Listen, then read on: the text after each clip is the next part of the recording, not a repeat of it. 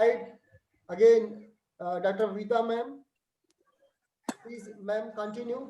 If you want to share some slides, then I will help you from here. Yes, ma'am, you will No, thank continue. you so much, sir. Thank you, Mr. Sir.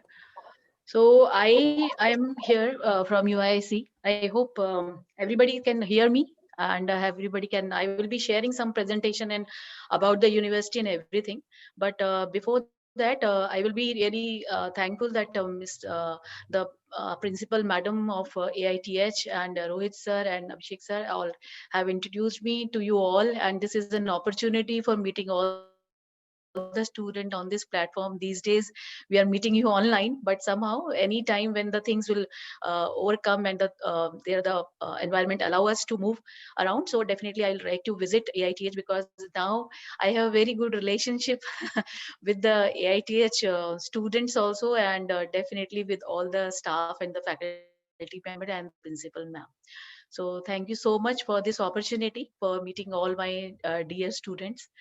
And somehow as sir has introduced me to you all that belong to you because I am part of AKTU. So and I am working with the UIC cell, that is a university industry interface cell, which is a really most special cell for the students, and for us also, that because of that we have a turning point in our career, and with the help of that. So definitely I'll like to first of all I'll share my screen and show a small video about your university, and then we will move toward UIC, what UIC is doing, how UIC is doing, and what actually we are looking for with the students, and what is the universities and the industries looking for in their students whom they are teaching, and whom they want to be a best professionals in the near future. So I am sharing my screen. First of all, the video of your university, and just wait for a second. I'll share.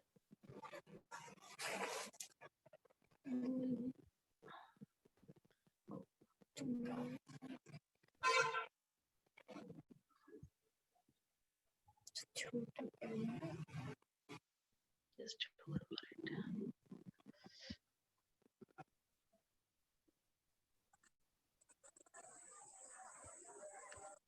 1 minute. Just wait for a minute.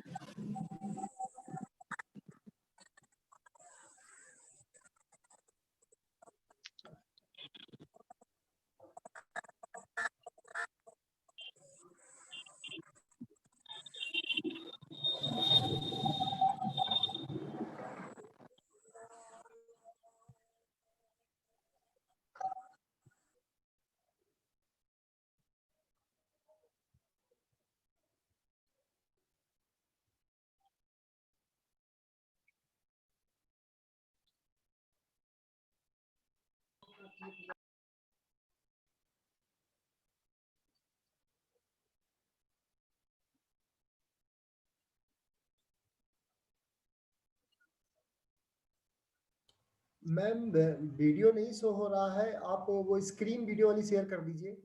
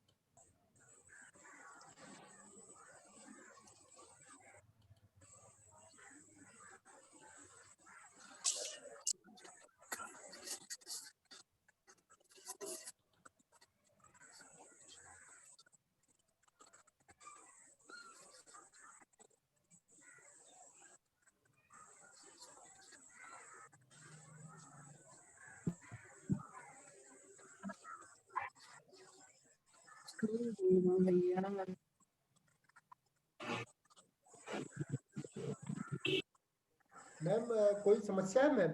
Video ma'am चल नहीं रही, हम लोग को screen में दिख नहीं रहा।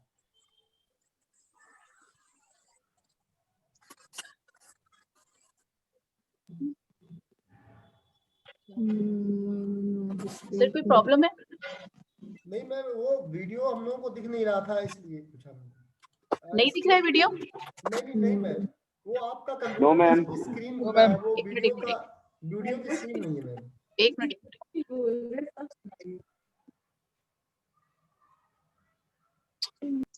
अभी दिख रहा है? नहीं मैम, नहीं सो रहा है। No ma'am. एक no minute. Ma'am.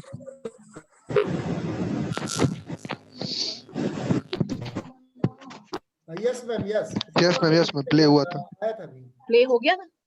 Yes ma'am अभी हुआ था। फिर चला गया ma'am. Wait.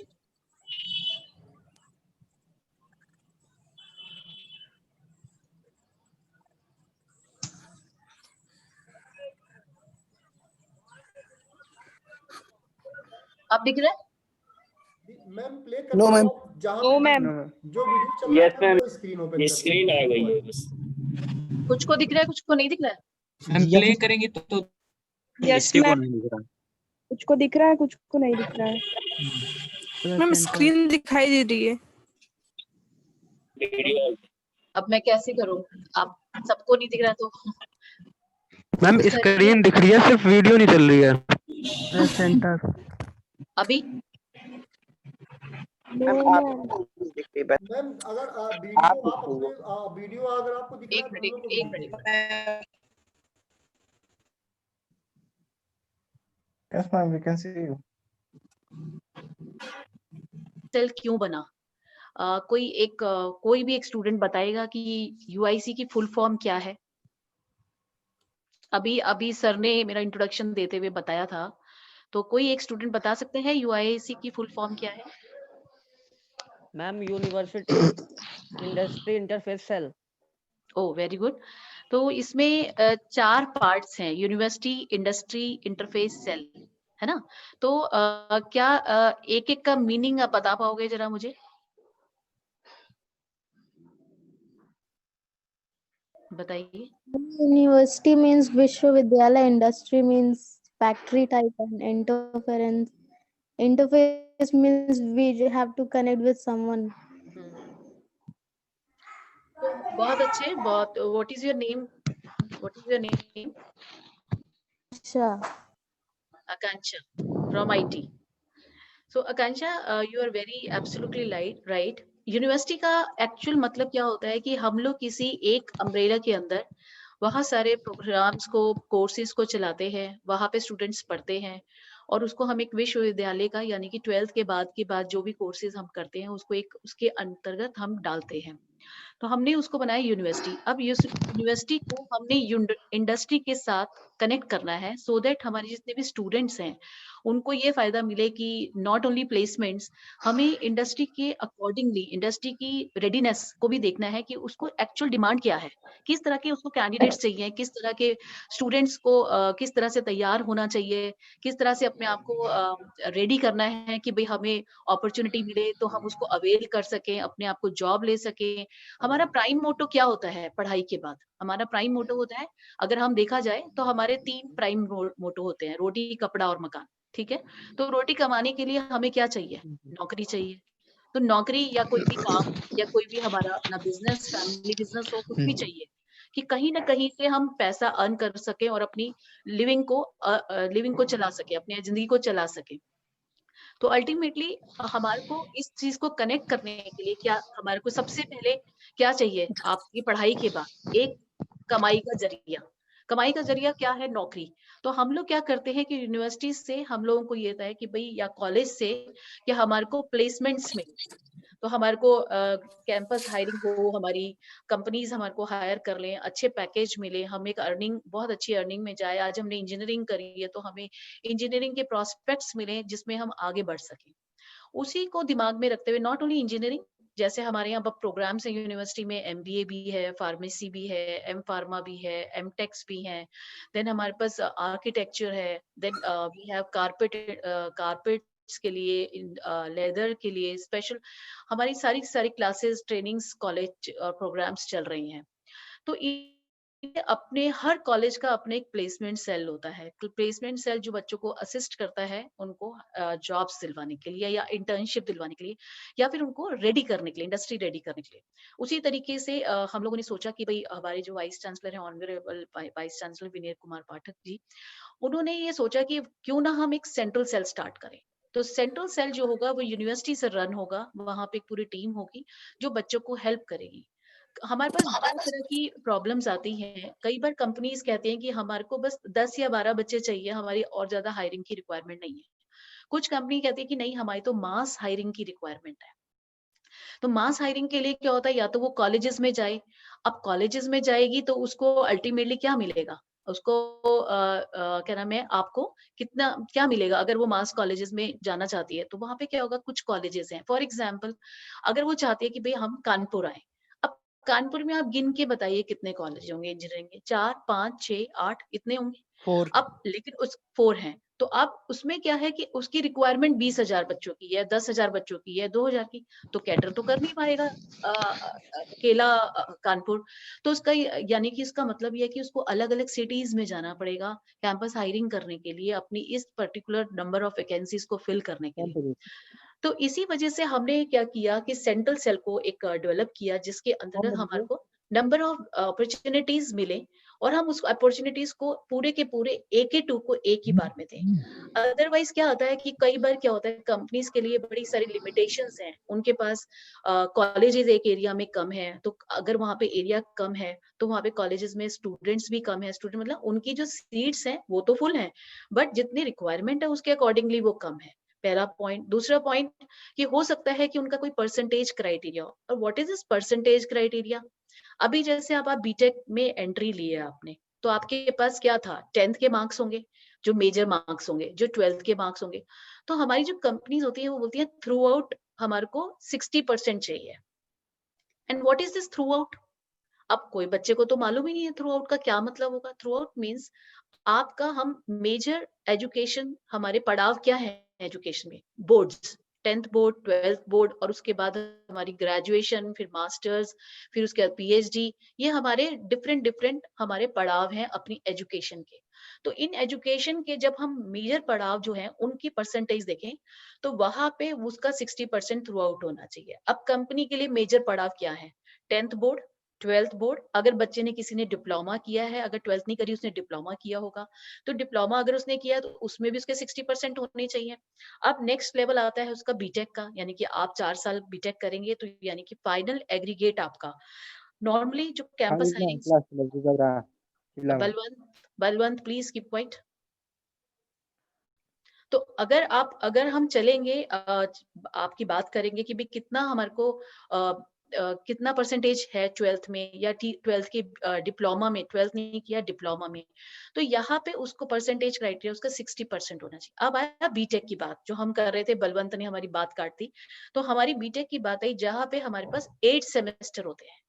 Normally campus hiring जो होती है वो स्टार्ट होती है आपके 6 सेमेस्टर के बाद नॉर्मल रूटीन में, बट समहाउ एज जिस टाइम जो पूरा सिनेरियो चल रहा है, लॉकडाउन चल रहा है, कोरोना चल रहा है, पेंडेमिक चल रहा है, maybe there might be some different strategies which companies will going to move on, because nowadays we are having only campus hiring through online modes.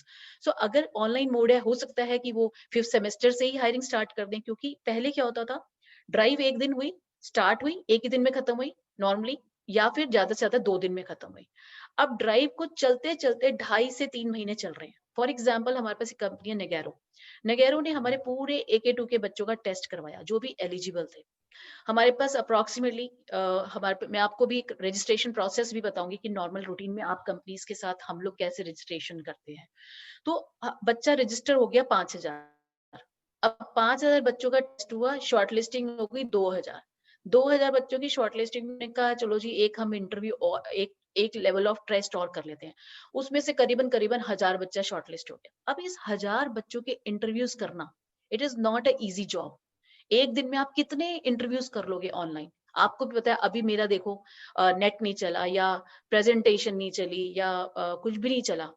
अब मोड क्या है हमारा? ऐसा मोड है जो कि हमारा रिलायबल मोड नहीं है, क्योंकि बिकॉज अभी इंडिया में इतना, हम ये नहीं कहेंगे कि इंडिया डेवलप नहीं है, मेरी कंट्री है, मैं सबसे ज्यादा प्यार करती हूँ अपनी कंट्री से, लेकिन अभी भी हम डेवलपिंग फेज में है।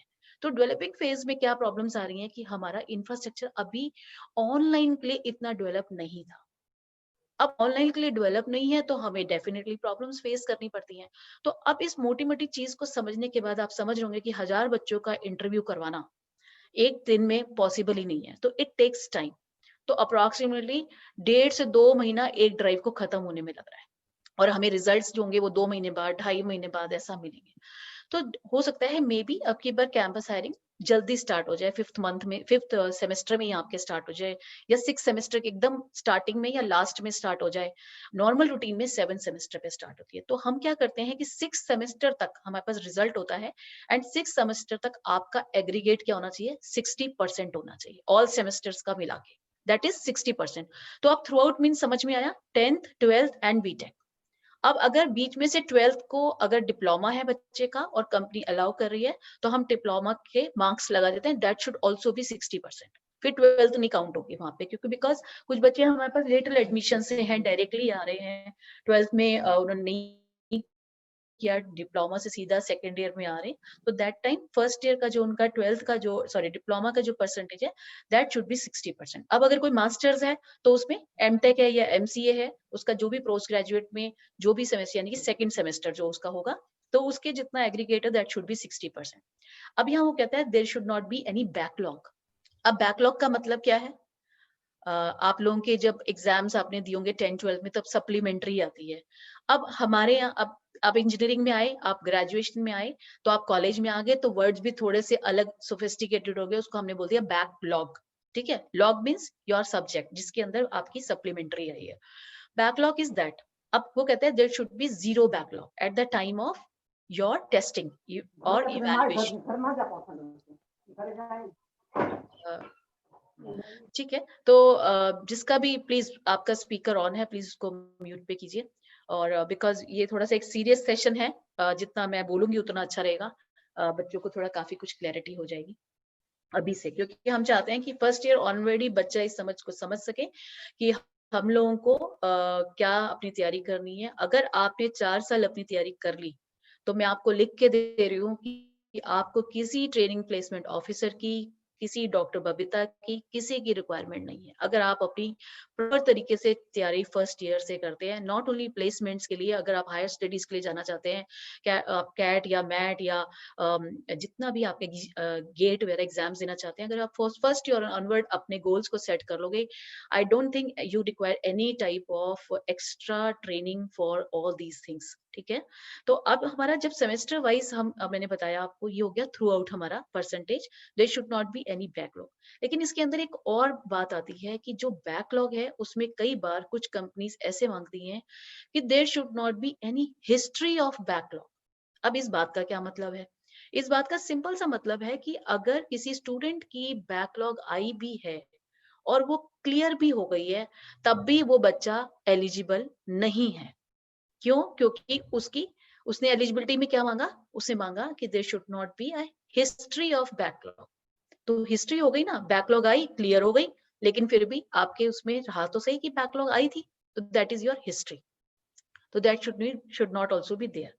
तो there are so many criterias. So अब यहाँ पे जो बैकलॉग की प्रॉब्लम है, अब हमारे को, आपको मालूम है सारे को, अगर उसकी फर्स्ट ईयर की बैकलॉग है, फर्स्ट सेमेस्टर की बैकलॉग है, तो वो थर्ड सेमेस्टर में एग्जाम देगा, थर्ड की है तो फिफ्थ में देगा, यानी कि ऑड के साथ देगा, इवन के साथ देगा।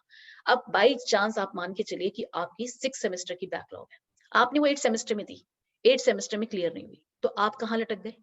आप 8 सेमेस्टर के बाद भी, यानी कि इंजीनियरिंग कंप्लीट होने के बावजूद भी, आप ऑफ कैंपस ड्राइव्स में भी नहीं बैठ सकते। बीच में तो आप बैठ ही नहीं पा रहे थे, क्योंकि उसने कहा there should not be any backlog. अब बैकलॉग तो है 6 सेमेस्टर की, तो आप वहां तो बैठ ही नहीं पा रहे एलिजिबिलिटी के अंदर।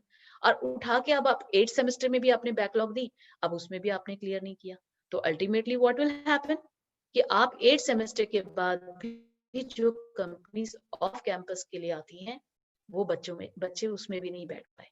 तो इसलिए बहुत आपसे लोगों से रिक्वेस्ट ये है कि आप इंजीनियरिंग करने आए हैं, इजी मोड मत लेना कि ये इंजीनियरिंग है करके निकल जाएंगे, अरे हमारी तो 40-50% है तब भी इंजीनियरिंग में एडमिशन मिल ही गया। नहीं, आप ये सोचिए कि इसके बाद क्या है, इसके बाद या तो हायर स्टडीज है, आप अगर आपके पास पैसा है, आपके पेरेंट्स आपको हायर स्टडीज पे भेजना चाहते हैं, आपका अपना भी जील है कि मुझे हायर स्टडीज पे तब तो ठीक है। अगर नौकरी करनी है तो you have to clear all your backlogs during your education. कोशिश करके ऐसा करिए कि आपकी बैकलॉग आए ही नहीं। अच्छा तो यही रहेगा, क्योंकि एक बिल्कुल क्लियर कट आपका करियर होता है या आपकी एजुकेशन होती है, दैट इज ऑलवेज बेनिफिशियल। तो अगर बाई चांस आ भी जाती है तो घबराने की जरूरत नहीं है, डरने की जरूरत नहीं है, घर वालों से छुपाने की जरूरत नहीं है, उसकी तैयारी करो। हर जना परफेक्ट नहीं होता, हर जना एक ही बार में क्लियर नहीं होता। क्या हो गया अगर बैकलॉग आ गई तो उसलिए डिमोटिवेट मत होना कि अरे मेरी तो बैकलॉग आ गई, मेरी तो जिंदगी में बैकलॉग नहीं है, अब इंजीनियरिंग में कैसे आ गई। अरे भाई आ गई, तुमने पढ़ाई नहीं करी, तुमने तैयारी नहीं करी, या क्वेश्चंस तुम्हारे को समझ नहीं आए, कोई भी कारण हो सकता है। बीमार थे तब तैयारी नहीं कर पाए, घर में कोई ऐसी प्रॉब्लम्स आ गई, कोई इमरजेंसी आ गई, अर्जेंसी आ गई जिसकी वजह से एग्जाम गड़बड़ हो गया, तो घबराने की जरूरत नहीं है। आप क्या हो जाएगा, किसी की इंजीनियरिंग 4 साल में होगी तो किसी की 5 साल में भी हो जाएगी, अल्टीमेटली तो होनी है। लेकिन उससे घबराना नहीं है, उसको उसका सॉल्यूशन ढूंढना है। हमेशा कभी भी कोई भी प्रॉब्लम आती है जीवन में, उसका सॉल्यूशन ढूंढिए। सॉल्यूशन ढूंढने के बाद आपको ये समझ में आएगा कि मुझे किस रास्ते जाना है। कोई बात नहीं, हो गया, हर एक जना तो एक बार में क्लियर नहीं हो पाता ना, कोई दिक्कत नहीं है उसमें, लेकिन डरना नहीं है। पर उसका ये भी नहीं है कि सेटबैक लेके बैठ गए या फिर अरे कर लेंगे, देखी जाएगी, बैकलॉग ही तो है, घर का बिजनेस है, निपटा लेंगे इसको, तो देखी जाएगी, हो जाएगा, मास्टर को पैसे दे देंगे। आज का वो जमाना नहीं है। और रह गई बात, जिनके लोगों के दिमाग में ये है कि हम ब्राइब दे के, मास्टर को पैसा दे के या ऐसा करके वो कर लेंगे, तो सॉरी टू से, ऐसी चीजें जो अगर आप इंडल्ज करते हो तो आज नहीं तो कल, शायद अब निकल जाओ लेकिन कहीं ना कहीं जाके रुक जाओगे। तो बेटर होगा कि अपने जीवन को बिल्कुल स्ट्रेट फॉरवर्ड एथिकली जियो और अपनी सारी एजुकेशन को बिल्कुल क्लियर कट क्लियर रखो बिफोर योर करियर स्टार्ट्स। ये तो हो गया आपको क्राइटेरिया की बात।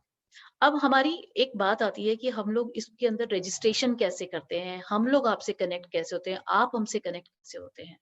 तो यहाँ पे अगर अभी मुझे नहीं पता रजिस्ट्री हुई है, हो सकता है ई अकाउंट्स आपके बन गए हों या नहीं बने हैं, तो वो बन जाएंगे। तो हमारे अगर वेबसाइट AKTU की वेबसाइट पे ERP एक होता है, ERP पे आप कनेक्ट होते हैं, जहाँ से अब आने वाले टाइम पे आप एग्जामिनेशंस के टाइम पे अपना एडमिट कार्ड डाउनलोड करते हो, आप अपना बाकी अदर चीजें उस पे प्रोफाइल आपको बनाना पड़ेगा, रिज्यूमा मेकिंग आपको करनी पड़ेगी।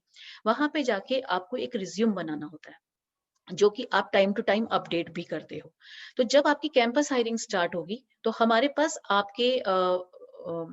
आपको आवाज नहीं आ रही, कुछ बच्चे ऐसा लिख रहे हैं मेरी आवाज क्लियर नहीं है, ऐसा कुछ है क्या? नहीं मैम, बिल्कुल ठीक है मैम, ओके। वो उनकी अच्छा, तरफ लक्ष्मी, क्लियर है। हाँ लक्ष्मी नारायण कोई बच्चा है वो लिख रहा है। तो अगर उसको प्रॉब्लम है तो बेटा आप अपना देखो नेटवर्क में, बाकी सब बच्चों को ठीक आ रहा है। तो और कहीं पे भी लगे कि कुछ ज्यादा लेक्चरबाजी हो रही है तो मुझे बता देना, कहीं बोर हो रहे हो तो बता देना, मैं उसको cut short, no ma'am, no ma'am. हाँ कट शॉर्ट कर दूंगी मैं बिल्कुल उसको। तो नहीं हो रहे मैम। हाँ, और मेरे को आके आप लोगों से नहीं मिल पा रही हूँ, ये नहीं तो मैं आपके पास ही आके मिलती आप लोगों से। तो अल्टीमेटली हम लोग बात करते हैं रजिस्ट्रेशन की। रजिस्ट्रेशन में क्या होता है कि हमारा जो ERP सिस्टम है, ERP के साथ आप लोगों को कनेक्ट होना पड़ेगा और आपका रोल नंबर से आपका जो ERP कनेक्टिंग होगी, जो कंपनी आपको बता देगी। तो ERP का वैसे एक्चुअल में तो मतलब होता है एंटरप्राइज रिसोर्स प्लानिंग। बच्चा लिख रहा है व्हाट डज ERP मीन, तो ERP का मतलब एंटरप्राइज रिसोर्स प्लानिंग। तो हमने इसकी रिसोर्स प्लानिंग, ये एक सॉफ्टवेयर, एक या तरीका है या सॉफ्टवेयर समझ लो आप, हमने उसको एक इम्प्लीमेंट किया हुआ है यूनिवर्सिटी के ऊपर। तो यहाँ पे जितने भी आपके पास, हमारे पास सारे जितने भी बच्चे हैं, जितने भी कॉलेजेस हैं, उनके बच्चे हैं, वो हमारे साथ ERP से कनेक्टेड है। वहां पे आपको एक लॉगिन मिलेगा, लॉगिन मिलने के बाद वो एक तरीके का आपका प्रोफाइल होगा। जैसे आप याहू पे, जीमेल पे एक अकाउंट बनाते हैं और वो आपके नाम का होता है और उसमें उस तरह की जितनी भी मेल्स हैं या जो जो भी है वो आपके अकाउंट में आपके पास आती हैं। उसी तरह से एक ये सॉफ्टवेयर होता है जो कि नॉर्मली एंटरप्राइज मतलब कोई भी ऑर्गेनाइजेशन लेती है और उसमें एक तरह का डेटाबेस होता है। वो हमारी जो डेटाबेस को पूरा का पूरा मेंटेन करना, मैनेज करना। आप लोगों को आपने कभी 12th के अंदर जब आप फिजिकली कॉलेज में या स्कूल में जा रहे थे तो वहाँ पे अटेंडेंस होती थी, मैडम एक लेजर लेके रखती थी और लेजर में वो आप लिखते थे यस नो प्रेजेंट, ये सब चीजें। उसी तरीके से जितने भी इस तरह के डेटाबेस होते हैं इनको एक कंबाइन किया जाता है जहाँ पे आपकी अटेंडेंस जाएगी तो डायरेक्टली आपकी अटेंडेंस कॉलेज होता है उसमें सबमिट करता है। हमारे पास पूरी की पूरी यूनिवर्सिटी के पास आपकी अटेंडेंस आती है। जो आपके एग्जामिनेशन होते हैं उसके थ्रू हमारा जो एग्जामिनेशन सेंटर है वो आपके उस पर्टिकुलर अकाउंट पे आपका एडमिट कार्ड भेजता है जहाँ से आप अपना एडमिट कार्ड डाउनलोड करते हो। तो एक तरह का ये डेटाबेस है जो कि पूरा आपको यूनिवर्सिटी के साथ कनेक्ट करता है।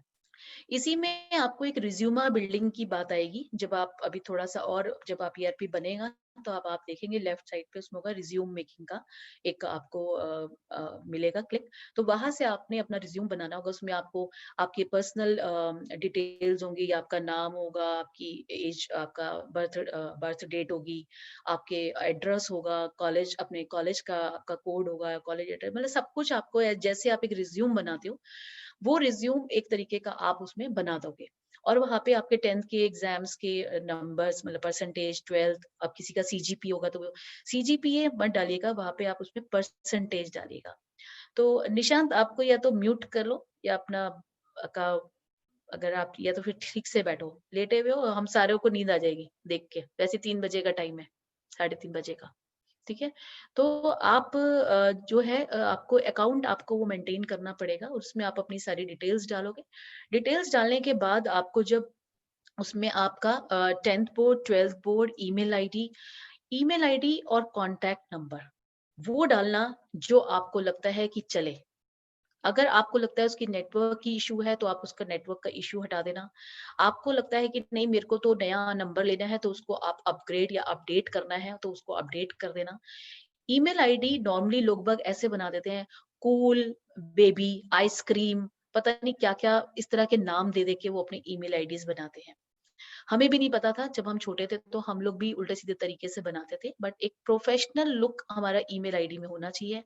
बेटर होगा कि जैसे आप ये निशान तिवारी है तो निशान.tiwari@, जो भी आपका आप लोगे सर्विस प्रोवाइडर, याहू लोगे या जीमेल लोगे, कोशिश करना कि आप उसको जीमेल लो। बेटर रहता है कि जीमेल लो क्योंकि जीमेल के अंदर बहुत सारे फीचर्स होते हैं जो हम यूटिलाइज कर सकते हैं बाद में।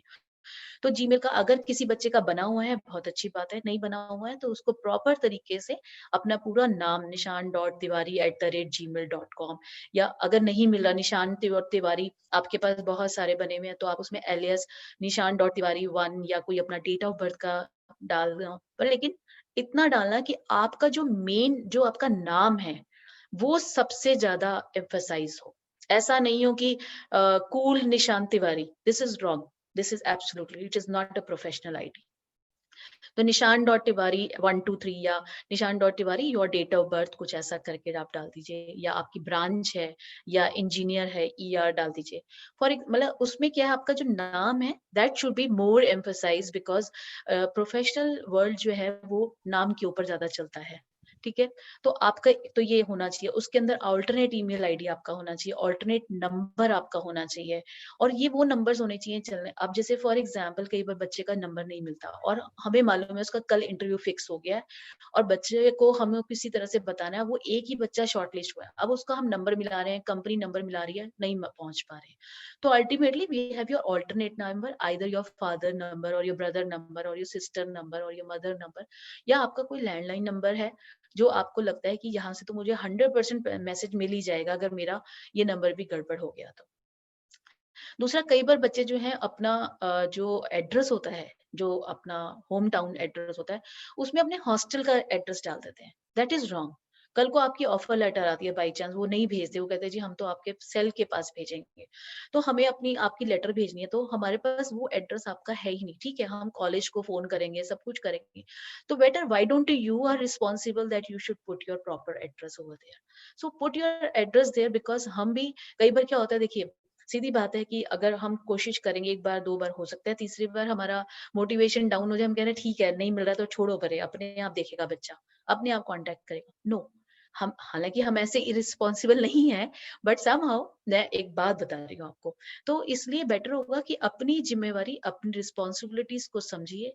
ऐसा नहीं होना चाहिए कि हम ये सोचे ओ ये तो टीचर्स की रिस्पॉन्सिबिलिटी, तो कॉलेज की रिस्पॉन्सिबिलिटी अपने आप देखा, यूनिवर्सिटी की रिस्पॉन्सिबिलिटी, भाई हमारी रिस्पॉन्सिबिलिटी क्या है? पढ़ाई तो हम कर रहे हैं ना, हमारा करियर है, हमारे को एक उन्होंने तरीका दिया, एक प्लेटफॉर्म दिया, हमने पढ़ा दिया, हमने कर दिया।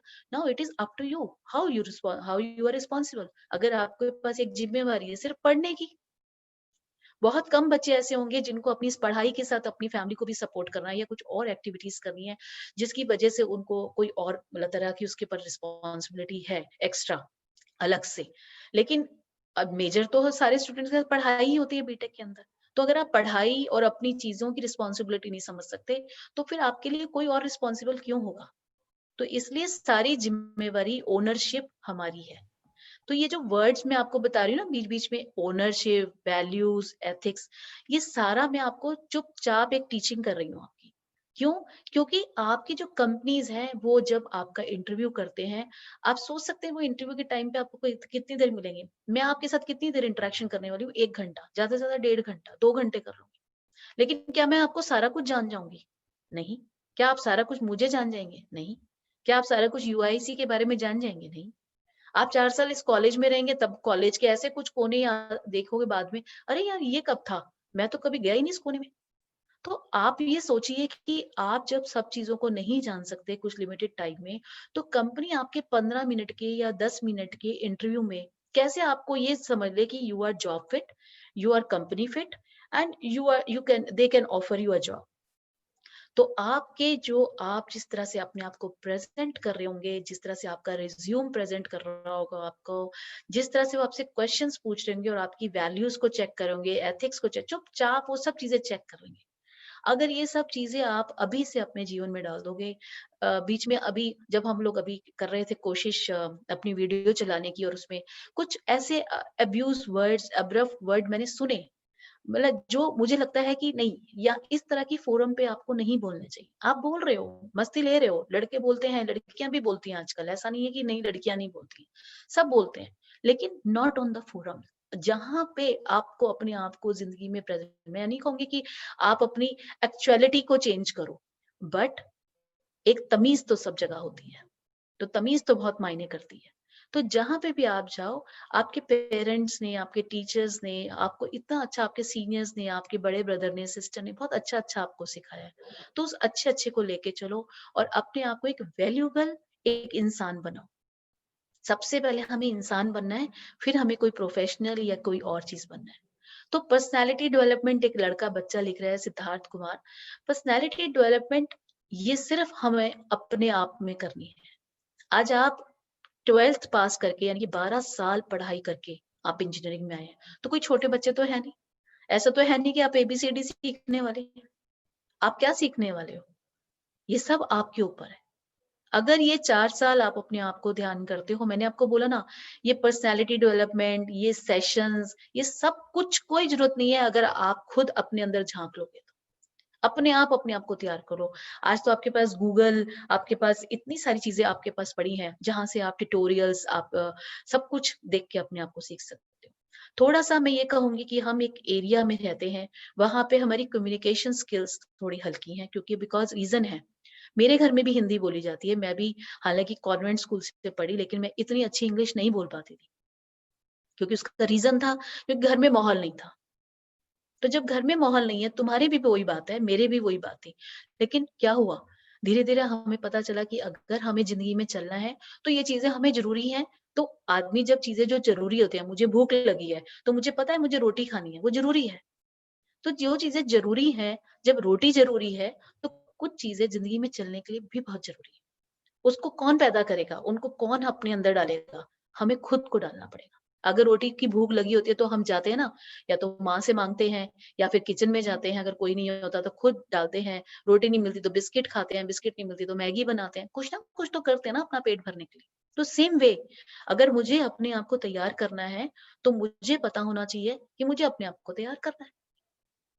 अब मैंने तो रिपीट कर दी ये बात कि भाई मुझे तो अपने आप को तैयार करना है, तो मुझे वाकई अपनी हमें अपने आप को तैयार करने के लिए हमें ये सबसे पहले ढूंढना पड़ेगा कि हमारे में कमियां क्या है। अगर मेरी कम्युनिकेशन में प्रॉब्लम है, सबके हो सकती है, मेरे भी है, तो अगर कम्युनिकेशन में प्रॉब्लम है तो आप उस कम्युनिकेशन को ठीक करिए। आप उसको कम्युनिकेशन को कैसे ठीक करोगे? आपके पास घर में शीशा है, शीशे के सामने खड़े हो जाइए, इंग्लिश पेपर को, हिंदी पेपर को उठा लीजिए, जो आपका दिल करता है आप उसको उठाइए, पढ़िए। पढ़ने से क्या होता है? रीडिंग करने से। आपको याद है छोटी क्लास में रीडिंग करवाते थे? किसी बच्चे को याद है? हिंदी या इंग्लिश की रीडिंग कराते थे? Yes, ma'am. 15 Yes, 15 ma'am. 10 लाइनें या Yes, एक ma'am. पैराग्राफ पढ़े। यस, तो वो क्यों रीडिंग क्यों करवाते थे? मैम क्या बोल हमारी कम्युनिकेशन स्किल्स ठीक करने के लिए मैम। कि कहाँ पे बच्चा गलत मैम तरीके से फ्लुएंट, यस मैम फ्लुएंट बोलने के लिए कि मतलब सीख जाए बच्चा बोलना। बोलने के लिए। मैम कॉन्फिडेंस लाने के लिए। अच्छा, तो या वो कौन सी क्लास में पढ़ा था? कौन सी क्लास में रीडिंग करते थे आप लोग? मैम 5th या 6th में करते थे। 5th या 3rd, 6th? 4th, 5th.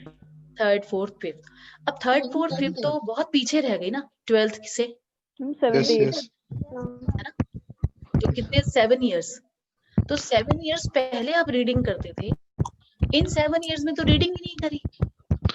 Ma'am किया है मैम। बहुत कम बच्चों ने। सूरज ने कर लिया, उतना नहीं किया, बहुत कम.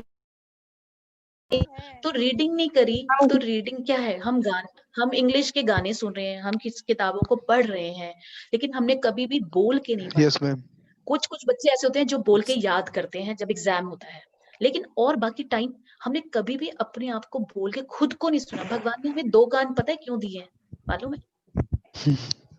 एक कान से एक सुन। सुनो और एक कान से इवेलुएट करो, और इवेलुएट करने के बीच में कौन इवेलुएट करेगा?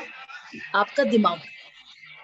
बीच में आपका दिमाग भगवान ने दिया है उसको इवेलुएट करने के लिए कि आप सही बोल रहे हो या गलत बोल रहे हो। तो मैंने बोला ना, सिर्फ अपने अंदर झांको। अपने अंदर झांकते ही आपको ये पता चल जाएगा कि मुझे अपने आप को कैसे इम्प्रूव करना है। अगर आपको लगता है कि मुझे कम्युनिकेशन की प्रॉब्लम है, तो आप न्यूज़पेपर की रीडिंग करना शुरू करो। 1 मिनट के लिए अपना कमरे का कुछ समझ भी ले वैसे ठग रहा है सर। सत्यम,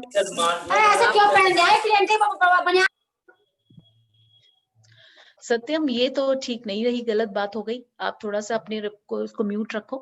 तो आप जो है, आप सबसे बड़ी बात ये है कि हमने क्या करना है। आप कम्युनिकेशन स्किल्स के लिए आप एक अपना दरवाजा कमरे का बंद करो।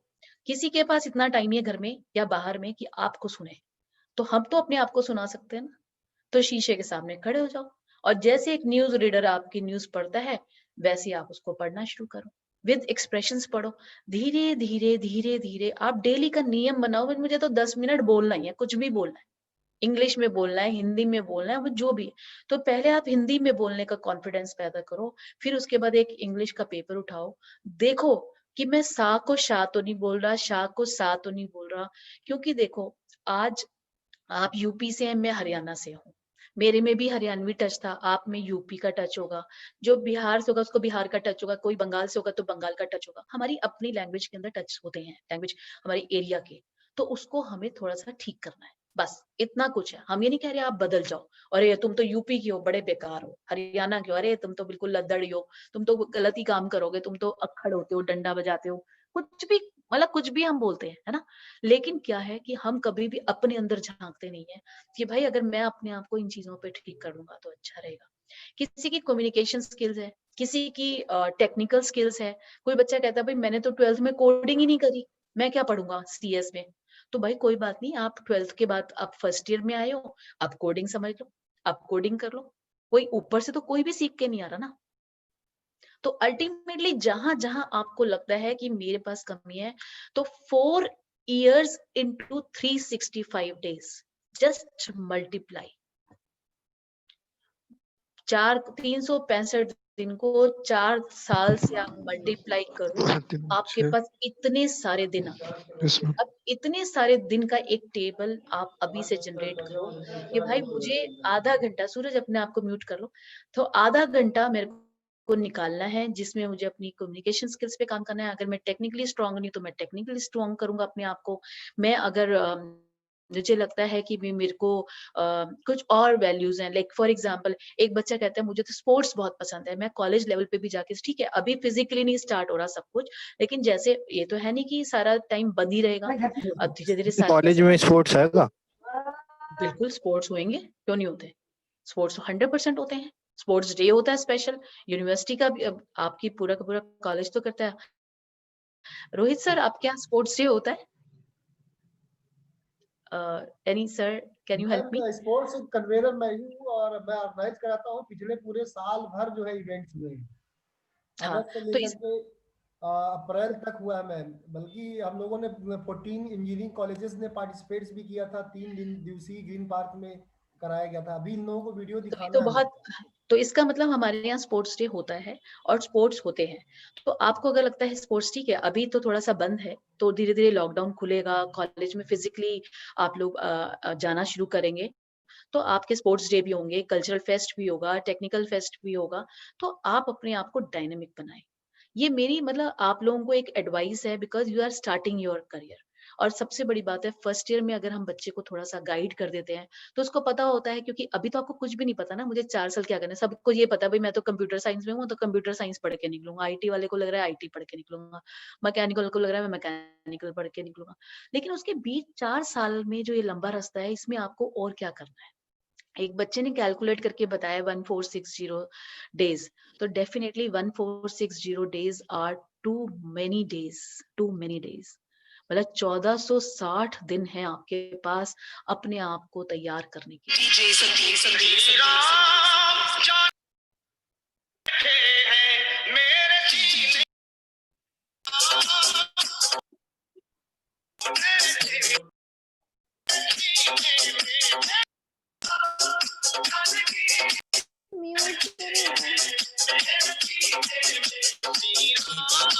हेलो, ये लेहसन कौन है? ये क्या हो रहा है? हाँ, रिमूव कर दिया मैम इनको। दीपी सिंह जी, देखिए जरा, हाँ ये कहाँ से आ रहे हैं? कौन है मैम ये सब? रिमूव कर दिया मैम।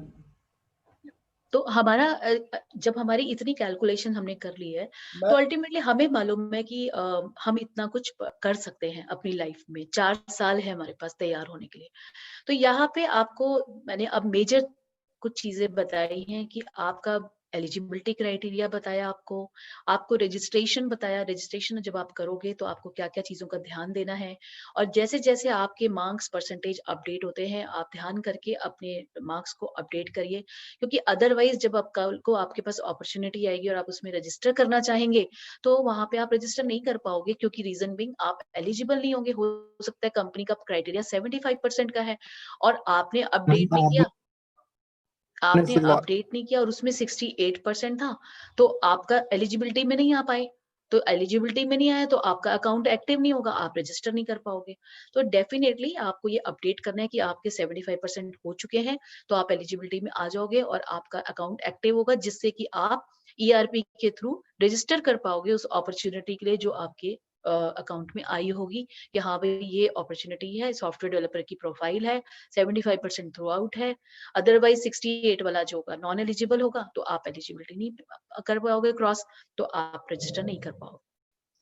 तो आपको ये थ्रू सारा का सारा हम लोग आप लोगों से कनेक्टेड है ईआरपी, और ईआरपी आपसे कनेक्टेड है ईमेल आईडी और फोन नंबर। अगर वो आपने कहीं पे भी गलत, आप ध्यान से 10 बार देखना डिजिट्स पूरा सेव करने के टाइम पे कि आपकी पूरी 10 डिजिट्स है। हमारे पास ऐसे ऐसे बच्चे हैं जिनके 9 डिजिट्स हैं, 8 डिजिट्स हैं, फिर हम उनके कॉलेज को कम्युनिकेट करते हैं, कॉलेज वाले उनका नंबर निकालते हैं, वो देते हैं, मतलब उसने ऑल्टरनेट ईमेल आईडी है या ऑल्टरनेट आपका अकाउंट नंबर है, वो भी सॉरी फोन नंबर है, वो भी गलत दिया होता है।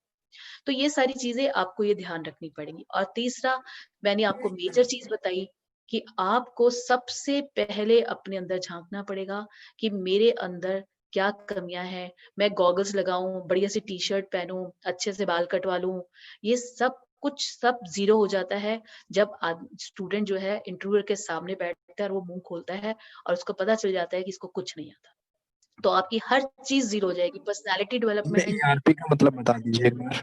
है। निशांत हमें क्या बोल? ईआरपी का मतलब क्या है? ईआरपी हमें का ईआरपी मतलब आपने टेल किया था ना? हाँ, enterprise resource planning. It is a software जो कि यूनिवर्सिटी ने लिया हुआ है, जिसके थ्रू हम लोग आप लोगों के साथ कनेक्टेड है। उसमें आपकी पूरी की पूरी अटेंडेंस, आपका प्रोफाइल, आप सब हर तरीके की जो डेटा है आप उसके अंदर डालते हैं।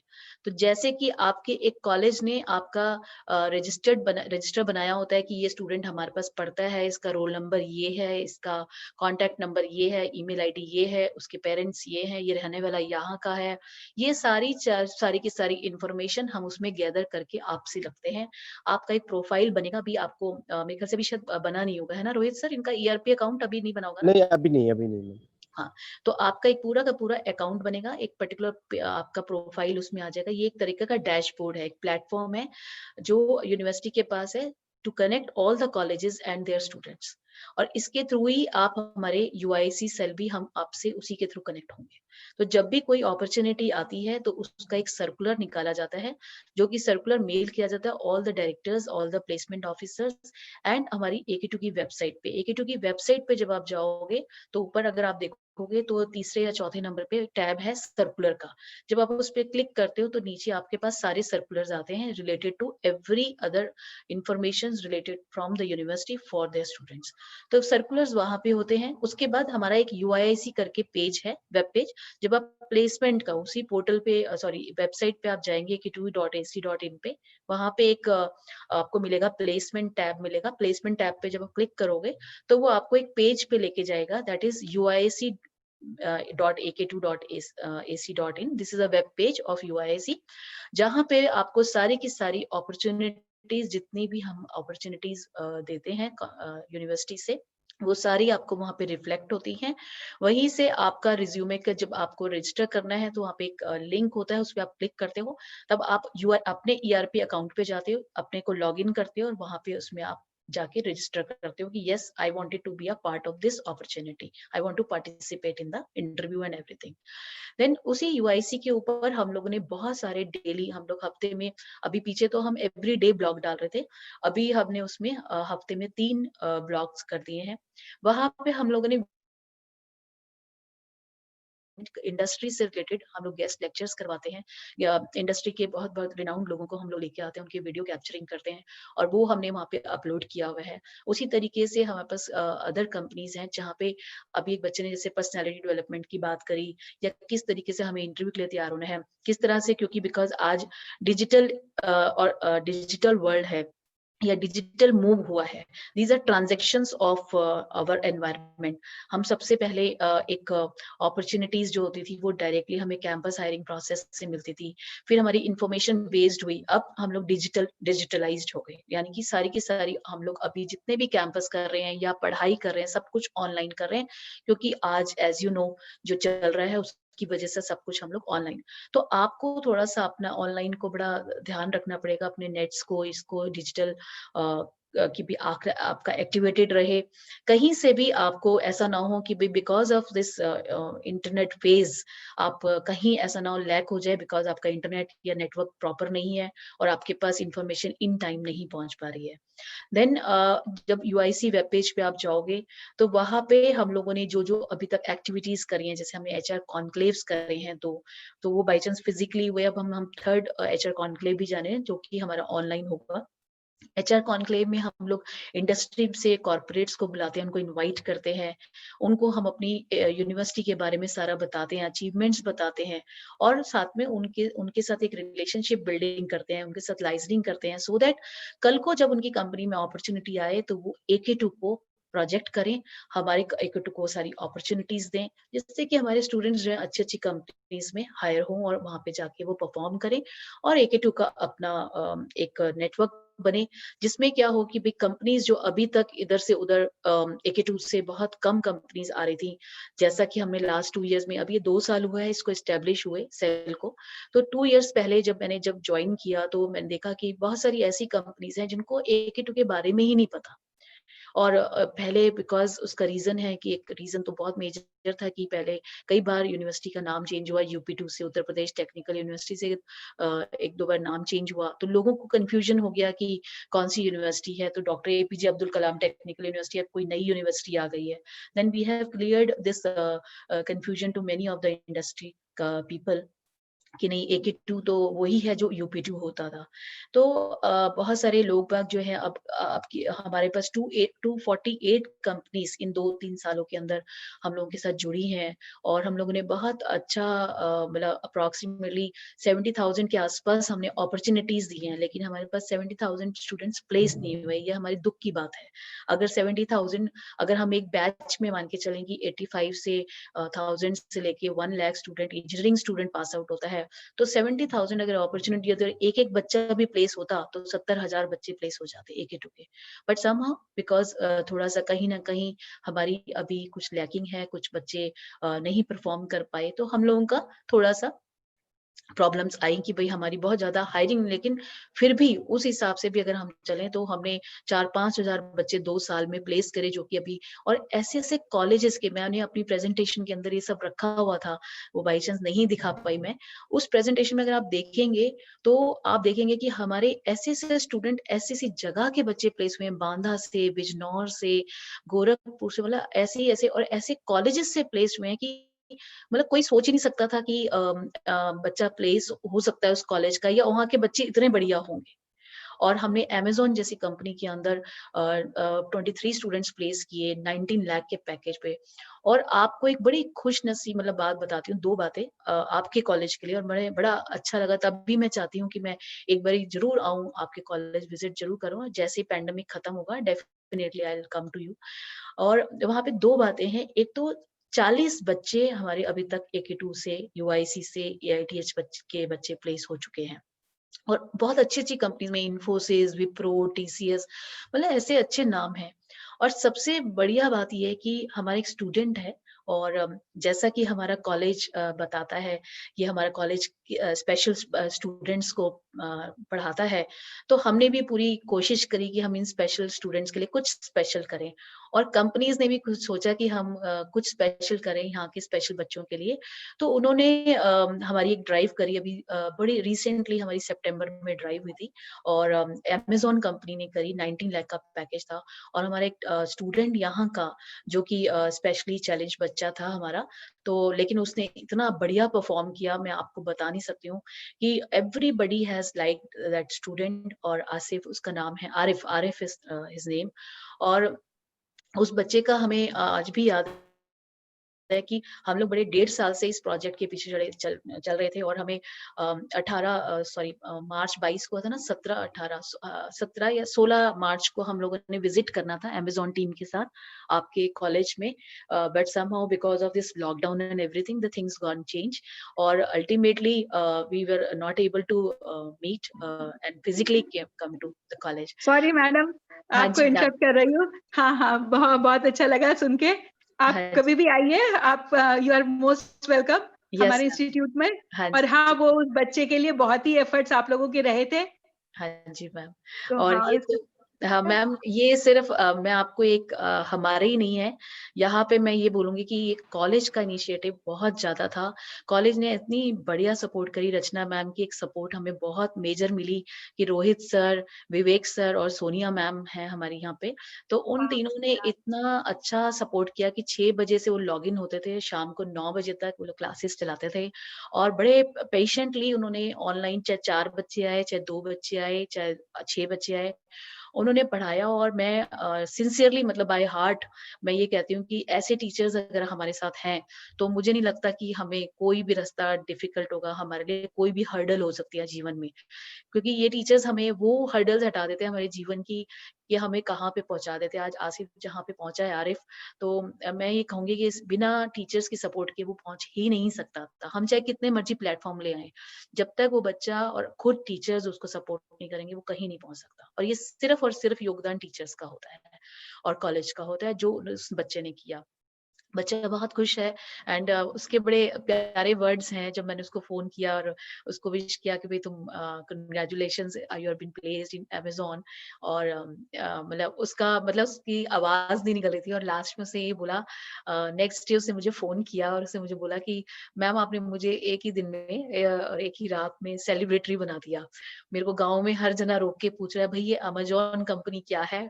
और मुझे तो अमेज़न में अपने बच्चे को प्लेस कराना है, तो मुझे बताना कि कैसे तुमने पढ़ाई करा और हम भी अपने बच्चे को इंजीनियर बनाएँगे। एंड उसके फादर ट्रक ड्राइवर है, उन्होंने भी मेरे से बात करी। मतलब लिटरली मतलब आई कांट से कि भाई ये मतलब क्या फीलिंग्स हैं और लाइफ लॉन्ग की ये फीलिंग्स हैं। और मतलब मेरी तो सारी अगर कोई मैं अपनी किताब लिखूं तो उसमें इस बात का जरूर जिक्र होगा हर हालत में। तो हम ये चाहते हैं कि आपकी भी ऐसी प्यारी स्टोरीज हों जो हम याद रख सके कि हर बच्चा हमारे कितना स्पेशल है, कितना कुछ कर सकता है और कितनी टर्निंग पॉइंट वो हमारी लाइफ में डाल देता है। हम लोग मैम वो किस ब्रांच से थे? मैम सीएस का है ना रोहित सर, कंप्यूटर साइंस का है वो, और 19 लाख का उसका पैकेज है and he is really working hard. और उसने मुझसे गुरु दक्षिणा पूछी थी कि मैम आप मेरे से गुरु दक्षिणा क्या लेंगे, मेरे से आपको कुछ तो लेना है, मैं आपको मिलने आऊंगा दिल्ली। तो आई टोल्ड मेरी 2 दक्षिणा है, गुरु दक्षिणा तुम्हें देनी ही पड़ेंगी।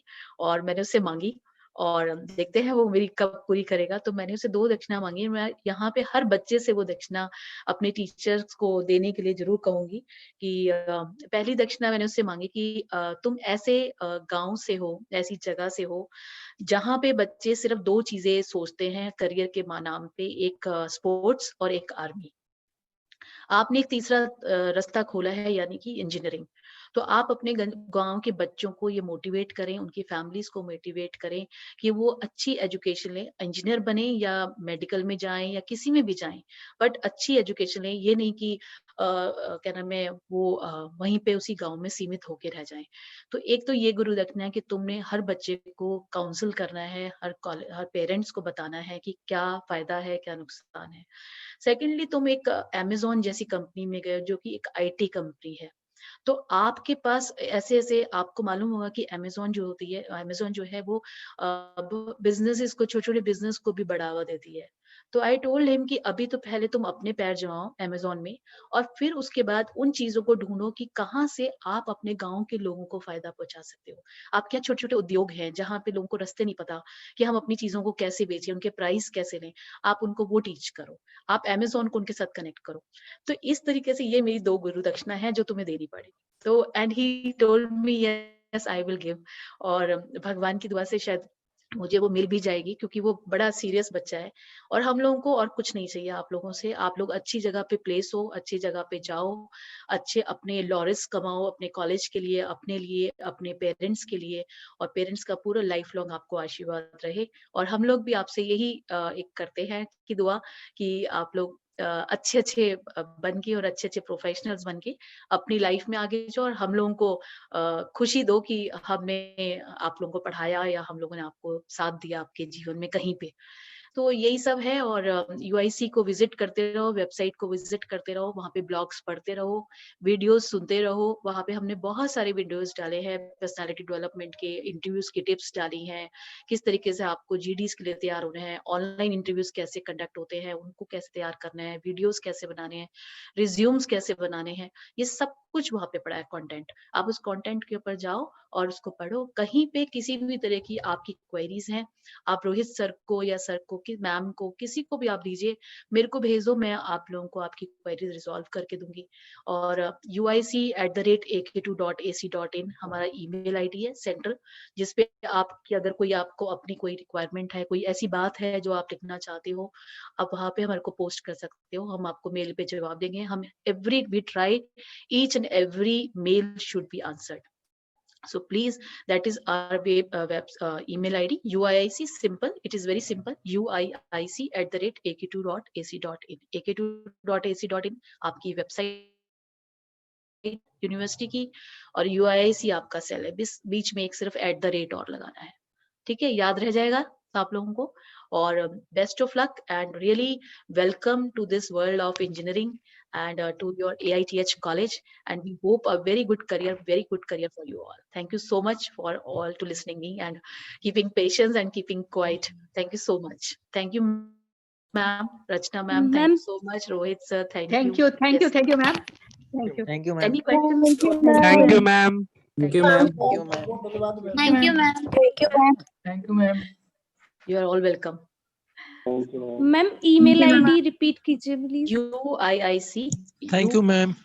UIIC@ak2.ac.in. कुछ महत्वपूर्ण Thank you, प्रश्न ma'am. हो अगर किसी के, तो आप एक दो लोग पूछ सकते हैं मैम से, अगर मैम कोई आपका कोई क्वेरी, कोई बात हो कोई दिमाग में, तो मुझसे मैम, पूछिए, मैं बता। मैम बताइए। when will school reopen? ये तो हमारी रचना मैम या रोहित सर बता पाएंगे। कॉलेजेस तो वैसे कोशिश तो कर रहे हैं, मेरे ख्याल से जनवरी का कुछ ऐसा है शायद। क्या क्वेश्चन था इनका? I couldn't hear. इनका कहना है कि ये कॉलेज कब रीओपन होंगे। अच्छा, When the colleges will reopen? Yes. नहीं, ये तो देखो बेटा, ऐसा है कि अभी से भी ये है कि 50% तक स्टूडेंट्स आ सकते हैं। अगर कहीं आप आसपास हो तो आप आ सकते हो कॉलेज, लेकिन पूरी फॉर्मली पूरी तरह से कॉलेजेस कब खुलेंगे ये तो जैसे भी इंस्ट्रक्शंस आएंगे, AKTU से आएंगे या AICT से आएंगे, उसके अकॉर्डिंग ही खोलेंगे हम लोग। तो कॉलेज तो अभी भी स्टिल ओपन है। आपको कभी कोई प्रॉब्लम हो, आप आ सकते हो कॉलेज, पूछ सकते हो। क्लासेस ऑनलाइन अभी चलेंगी, ऑनलाइन भी चलेंगी। अगर कुछ बच्चे आ जाते हैं तो ऑफलाइन भी चल जाएंगी क्लासेस, ऐसा नहीं है। तो लेकिन अभी फुल फ्लेज नहीं चलेगा। Good evening, ma'am. Ma'am, I ask something? Yes please.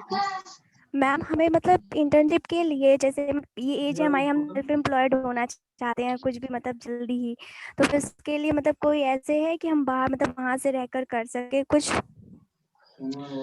अभी तो देखो, आपकी फर्स्ट ईयर है इंटर्नशिप, आप इंटर्नशिप करोगे भी तो फर्स्ट ईयर में आपको इंटर्नशिप में वो क्या देगा। तो अभी आप जब 1 साल पढ़ लेते हो, तो जब 1 साल पढ़ लोगे तब आप इंटर्नशिप में जाते हो, देन आप कर सकते हो, बाहर रह के भी कर सकते हो, क्योंकि आजकल ज्यादातर कंपनीज ऑनलाइन इंटर्नशिप भी ऑफर कर रही हैं। तो आप फर्स्ट ईयर से हाँ जी मैम एक क्वेश्चन था मैम, जैसे हमारे कॉलेज में मैम इलेक्ट्रॉनिक है पर मैम ईसी नहीं है, तो मैम इसमें मेजर डिफरेंस क्या है मैम दोनों के अंदर? कोई डिफरेंस नहीं है। There is no difference between electronics and electronics. Both are same. Good evening, ma'am. Ma'am, we discussed about resume a bit earlier. तो Yeah. मैम resume बहुत important होता है जब भी हम कभी जॉब के लिए अप्लाई करते हैं, because that's what shows us. That's our personality basically. So ma'am, what are your tips about this resume building? देखिए, रिज्यूमे में आपको वही लिखना चाहिए जो आपको आता है। कई बच्चे ऐसे होते हैं, वो लिखते हैं C++, जावा, C#, .NET, नेटवर्किंग, सब कुछ लिख देते हैं, और जब उनसे पूछने लगते हैं तो उनको C++ का C भी नहीं पता होता। तो आपको रिज्यूम में वो लिखना है जो आपका रियल फैक्ट है। आप कुछ भी उसमें झूठ मत लिखिए, क्योंकि वो आपको रिप्रेजेंट कर रहा है। आप उसके अंदर स्टार्टिंग में नाम, ईमेल आईडी वगैरह जो भी डालते हो, ठीक है, लेकिन अभी ना वो 1 मिनट रुकिए आप। तो उसमें क्या है कि आपको क्या है, जो आप रिज्यूम में लिखेंगे, आपके मेनली आपके पास सबसे ज्यादा एक्सपीरियंस क्या है, आपके प्रोजेक्ट्स। तो जो भी आप प्रोजेक्ट्स बनाते हो, उसमें ABC प्रोजेक्ट आप लिख रहे हो, यही आपको चीज है जो आती है। तो आपका A प्रोजेक्ट वो होगा जो स्ट्रॉन्गेस्ट होगा, जिसके ऊपर हर तरीके से आपके पास होल्ड होगा। एवरीथिंग। मैं प्रोजेक्ट में मतलब अगर आपको पूछूं कि लास्ट में क्या हुआ, बीच में क्या हुआ, फलाना क्या हुआ, आपको सब कुछ पता है। B प्रोजेक्ट होगा थोड़ा सा उससे हल्का, और C प्रोजेक्ट होगा उससे और हल्का, लेकिन आप वही प्रोजेक्ट लिखोगे जो कंप्लीट होंगे, जिसमें आपकी मेजर इन्वॉल्वमेंट होगी। और A प्रोजेक्ट होगा जो आपके ऊपर, जिसके ऊपर कंप्लीटली आपका कंट्रोल हो। अदरवाइज उसके अंदर आपको अगर C आती है, आप C लिखो।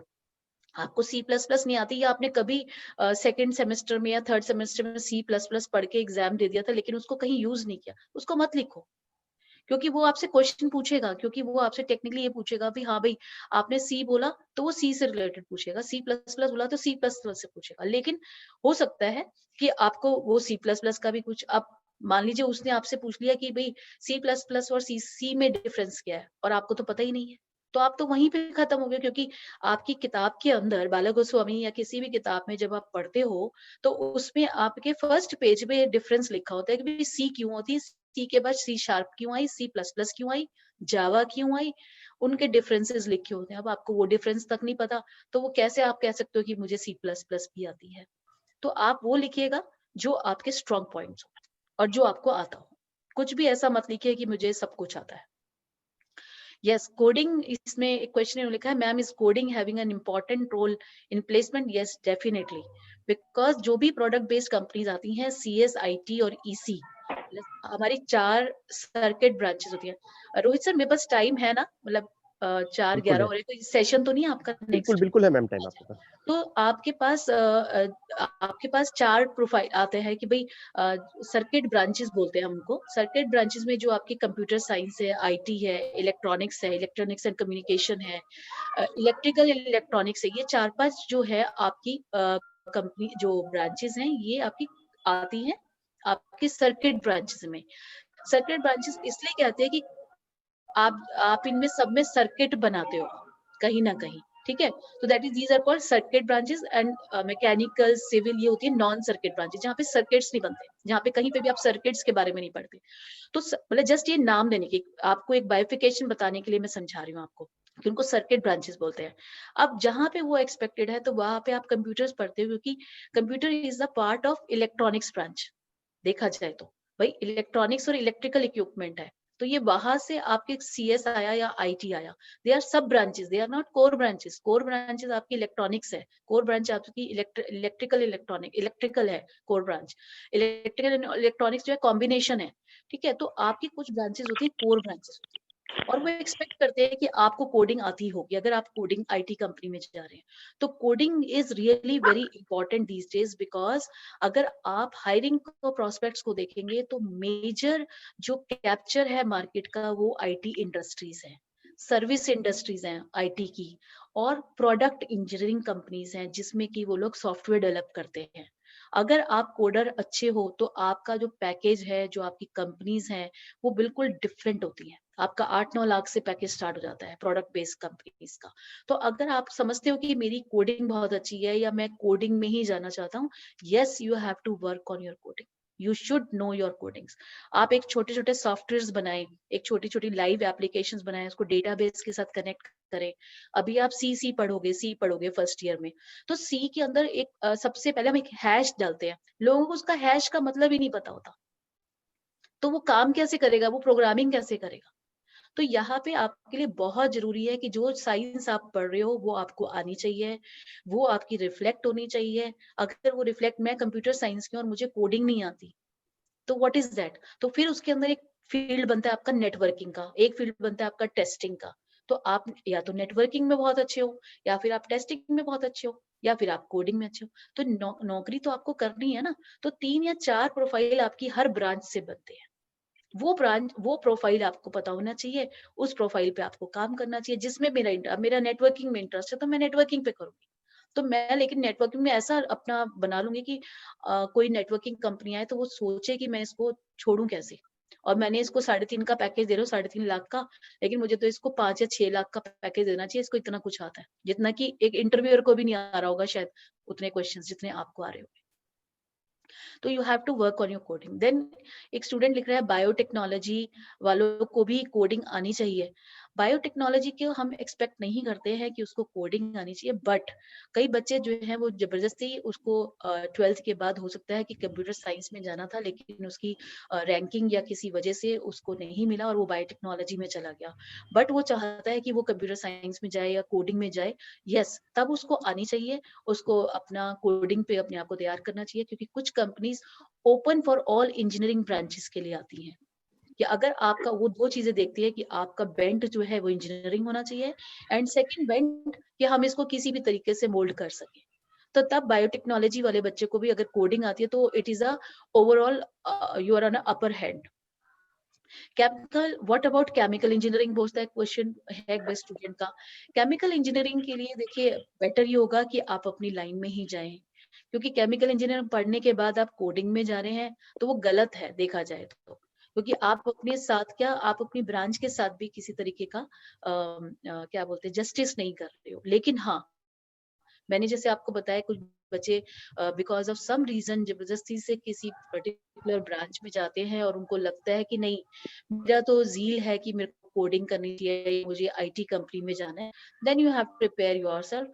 आपके साथ आपके कुलीग्स, आपके फ्रेंड्स, आपके बैचमेट्स सब पढ़ रहे हैं, उनका सिलेबस आपके सामने है। आप उसमें से कुछ ऐसा तैयार कर लीजिए कि जिससे कि कल को जब ओपन फॉर ऑल ब्रांचेस के लिए आए कोई कंपनी, तो you can participate there and you can get an excuse me offer ma'am. Over there. हाँ जी। मैम क्या CS is all about coding only? No, no, not at all. I told you about कि testing उसके अंदर है, networking उसके अंदर है, कोडिंग उसके अंदर है, आपके और बहुत सारी चीजें हैं। लाइक फॉर एग्जांपल, अब यहाँ तो आपका टेक्निकल सपोर्ट है, टेक्निकल रिक्रूटर है, तो रिक्रूटर के अंदर आपको कुछ अपनी लाइन में, मान लो मैंने आपको बोला मैं आपको as a IT recruiter hire करना चाहती हूँ, तो आईटी रिक्रूटर आपको फर्स्ट लेवल ऑफ सारी स्क्रीनिंग आपको करनी पड़ेगी। तो जब आपको कंप्यूटर्स का कुछ आता है तभी तो आप आईटी रिक्रूटमेंट कर पाओगे। अगर मैं कहती हूँ कि अच्छा आपको सिविल की रिक्रूटमेंट करनी है, तो आपको सिविल का कुछ आता होगा तभी तो आप उससे क्वेश्चन पूछ पाओगे और उसके आंसर को ये देख पाओगे कि वो सही बता रहे हैं गलत बता रहे हैं। तो there are so many fields. अच्छा, मैम बायोटेक्नोलॉजी में प्लेसमेंट का क्या सीन है? किसमें? बायोटेक्नोलॉजी में। बायोटेक्नोलॉजी में प्लेसमेंट्स का सीन है कि आपको फार्मास्यूटिकल्स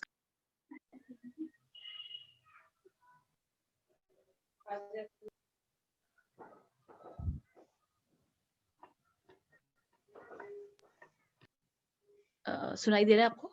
हाँ, तो आपकी जितनी भी इससे रिलेटेड कंपनीज हैं, आप उसमें पार्टिसिपेट करिए। हम लोगों ने कोशिश कर काफी फार्मा कंपनीज के साथ हमारी बातचीत चल रही है और we are trying to bring good companies. Pharma भी for biotechnologies we are working on, so we are working on new companies also to them to Ma'am, excuse me, ma'am. This is Anurag Tiwari.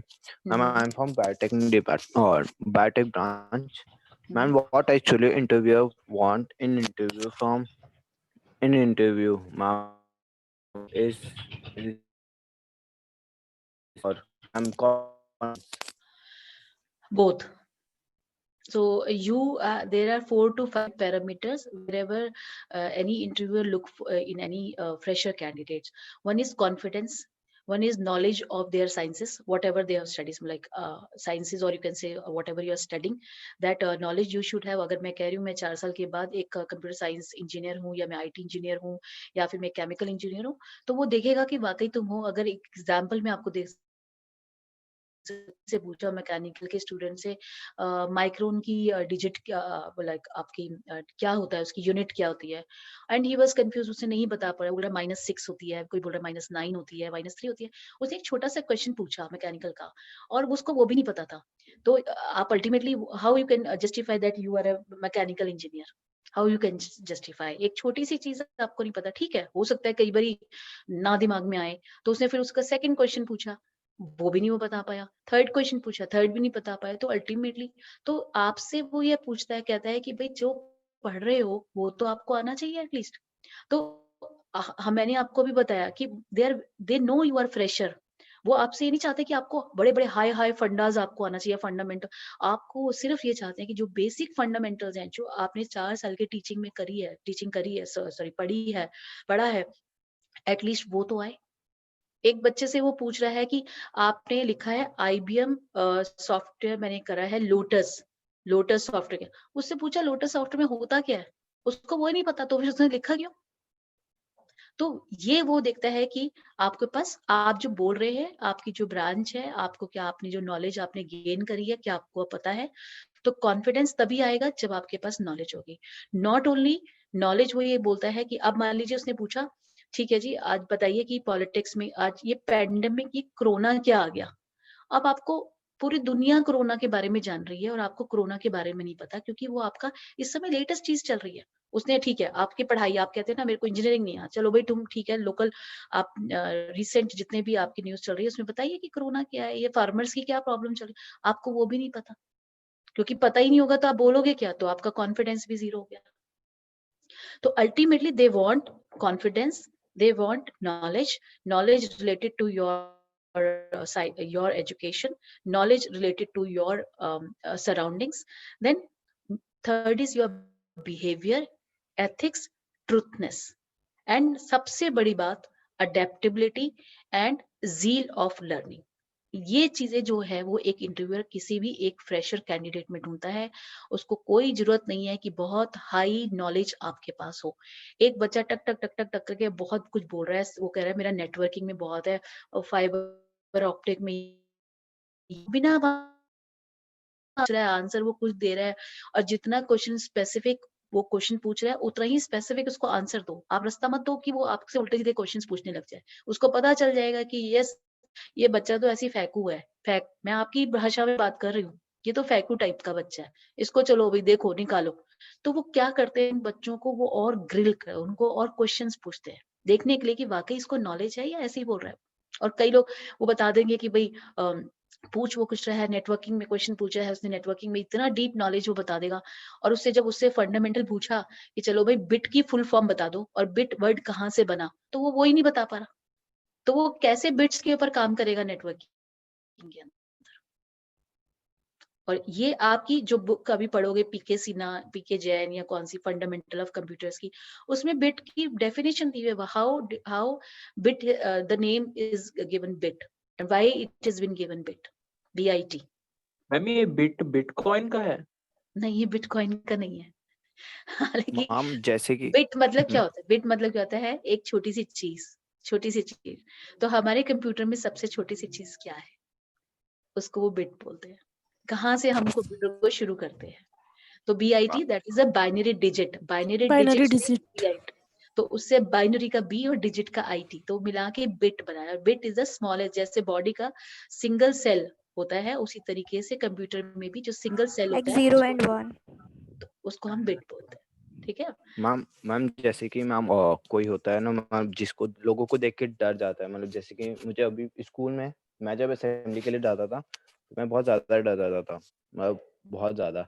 तो ऐसे interview में जो interviewer आएगा वो क्या देखेगा, मतलब ऐसा देखेगा कि अंदर की नॉलेज देखेगा? वो सब कुछ देखेगा। 10 मिनट चाहिए होते हैं उसको। अब मैं तुमसे बात कर रही हूँ, अब मैं आपको बता देती हूँ, आपका कॉन्फिडेंस कहीं कहीं पे लैक है, आप जो अटक गए बीच में बोलते बोलते, यही आपकी मेजर प्रॉब्लम है। और अगर आप वहां पे भी अटकोगे ऐसे, तो आपका रिजेक्शन होना वाजिब है, क्योंकि ये आपकी फिजिकल प्रॉब्लम नहीं है कि भाई आपको स्टेमरिंग करने की प्रॉब्लम है, ये आपके कॉन्फिडेंस की प्रॉब्लम है। तो आपके पास ये 4 साल हैं, उसके ऊपर वर्कआउट करो। और एक बात ध्यान रखना, जहां आप नौकरी लेने जा रहे हो, चाहे कहीं पे भी कुछ जा रहे हो, वो नौकरी आपकी नहीं थी, तो उसके खोने का डर क्यों, उसको पाने की खुशी क्यों ना हो। तो हम इतना अपने आप को तैयार करें कि हम उस नौकरी को लेके ही रहेंगे, हमारे में ये कॉन्फिडेंस होना चाहिए। मैं आज इंटरव्यू देने आया हूँ, चाहे कुछ हो जाए, और अगर इंटरव्यू में रिजेक्ट भी हो गए, तो उस रिजेक्शन को भी एक एज ए चैलेंज लेना चाहिए कि why I have been rejected. Questions ढूंढो कि मैं क्यों रिजेक्ट हो गया, और क्यों नहीं रिजेक्ट हुए। मैं रिजेक्ट हो गया, कोई बात नहीं, मैं अगली बार तैयारी करके चलूंगा। रिजेक्शन हुआ, अच्छा मैंने ठीक से बोला नहीं था वहां पे, मैंने उस आंसर का जवाब नहीं दिया था, चलो कोई बात नहीं, I will try my best कि नेक्स्ट टाइम मैं उसको तैयारी करूं। तो डिमोटिवेट होने की, मेरी डिक्शनरी में डिप्रेशन, डिमोटिवेशन, फ्रस्ट्रेशन ये वर्ड है ही नहीं। Life is really a challenge, Deepika ने लिखा है life is a challenge. Yes, life is a challenge and we have to accept it. ठीक है अनुराग, तो ये जो आपकी अटकने की है, ये थैंक सिर्फ यू मैम। इसीलिए है कि घबराओ मत, कुछ नहीं है। तो ये समझ लो उस टेबल के उधर एक इंसान बैठा है, वो तुम्हारे को कोई भी, कहते हैं ना vegetarian, then non vegetarian, humanitarian, आपको आदमी खाना, आदमखोर नहीं बैठा हुआ, वो आपको खा नहीं जाएगा, कच्चा नहीं चबा जाएगा। ठीक है, वो सिर्फ आपको चेक कर रहा है, आपको इवेल्युएट कर रहा है कि आप जॉब फिट, कंपनी फिट हो या नहीं हो, बस वो ये चेक कर रहा है। अगर आपने जहां पे भी उसको ये महसूस करा दिया, yes you are the only one who is job fit in his organisation, you will be offered. तो घबराने की बिल्कुल जरूरत नहीं है। और थोड़े दिनों बाद, जब तुम 4 साल के बाद तुम्हारी जॉब लग जाएगी, हो सकता है अपने AITH में आप ही आओ एक इंटरव्यूअर बन के किसी एक पर्टिकुलर कंपनी से, तब आप टेबल के इधर होंगे, तब आपका कॉन्फिडेंस लेवल अलग होगा। ऐसी कोई और अनुराग बैठा होगा जो ये क्वेश्चन पूछ रहा होगा, है ना। तो आई होप अनुराग आपको आंसर मिल गया। आपको अपने आप को यस मैम। थोड़ा सा चेंज करो, सब ठीक हो जाएगा। Thank you ma'am. और एक बच्चे ने अब लिख दिया है difference between CS and IT in placement, nothing, no difference. Only difference is whenever there is a company which comes need a very good coders। और हम ये मानते हैं कि CS वाले बच्चे जो होते हैं, वो कहीं ना कहीं बहुत सारे ऐसे बच्चे होते हैं, या MCA के जो बच्चे होते हैं, या MTech जो CS वगैरह में होते हैं, उनकी कोडिंग बहुत अच्छी होती है। तो थोड़ा सा अगर IT में भी आप हो, मैंने तो आपको बताया, आप केमिकल में भी हो, सिविल में भी हो, कहीं पे भी हो, और आपको लगता है कि मेरी कोडिंग बहुत अच्छी होनी चाहिए, सॉरी कोडिंग बहुत अच्छी होनी चाहिए, और ma'am coding percentage of placement in biotechnology. That I can not tell you, अभी तो मेरे को नहीं पता, इतना परसेंटेज तो नहीं पता है, बट हाँ definitely we are bringing good companies. तो आपकी जो क्वेश्चन था CS IT वाला, प्लेसमेंट वाला, वो पॉइंट यही है कि there is not much difference, but हाँ डेफिनेटली अगर आप कोडिंग में जाना चाहते हैं then you have to work out for coding. और आईटी का बच्चा भी जाता है, केमिकल का भी जाता है, हर जना चाहता है, लेकिन there is no difference between CS and IT placements.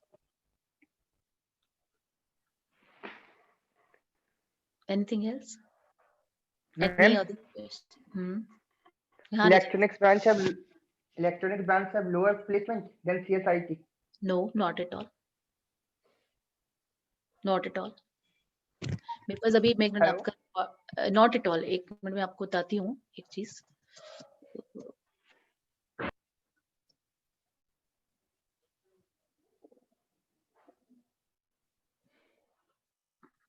अच्छा बताइए। कौन था क्वेश्चन? यश तुम पूछ रहे थे कुछ? Yes, ma'am, I have a question. Ma'am, I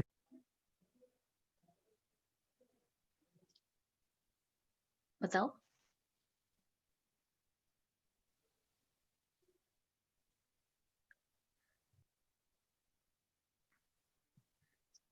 hello. Yes, ma'am. यश सुनाई नहीं दिया हमें। मैम इलेक्ट्रॉनिक्स ब्रांच में कम प्लेसमेंट होता है सीएस के कंपैरिजन में? इलेक्ट्रॉनिक्स की ब्रांच में बहुत अच्छा प्लेसमेंट होता है, क्योंकि इलेक्ट्रॉनिक्स से तो कंप्यूटर साइंस आया है। मैम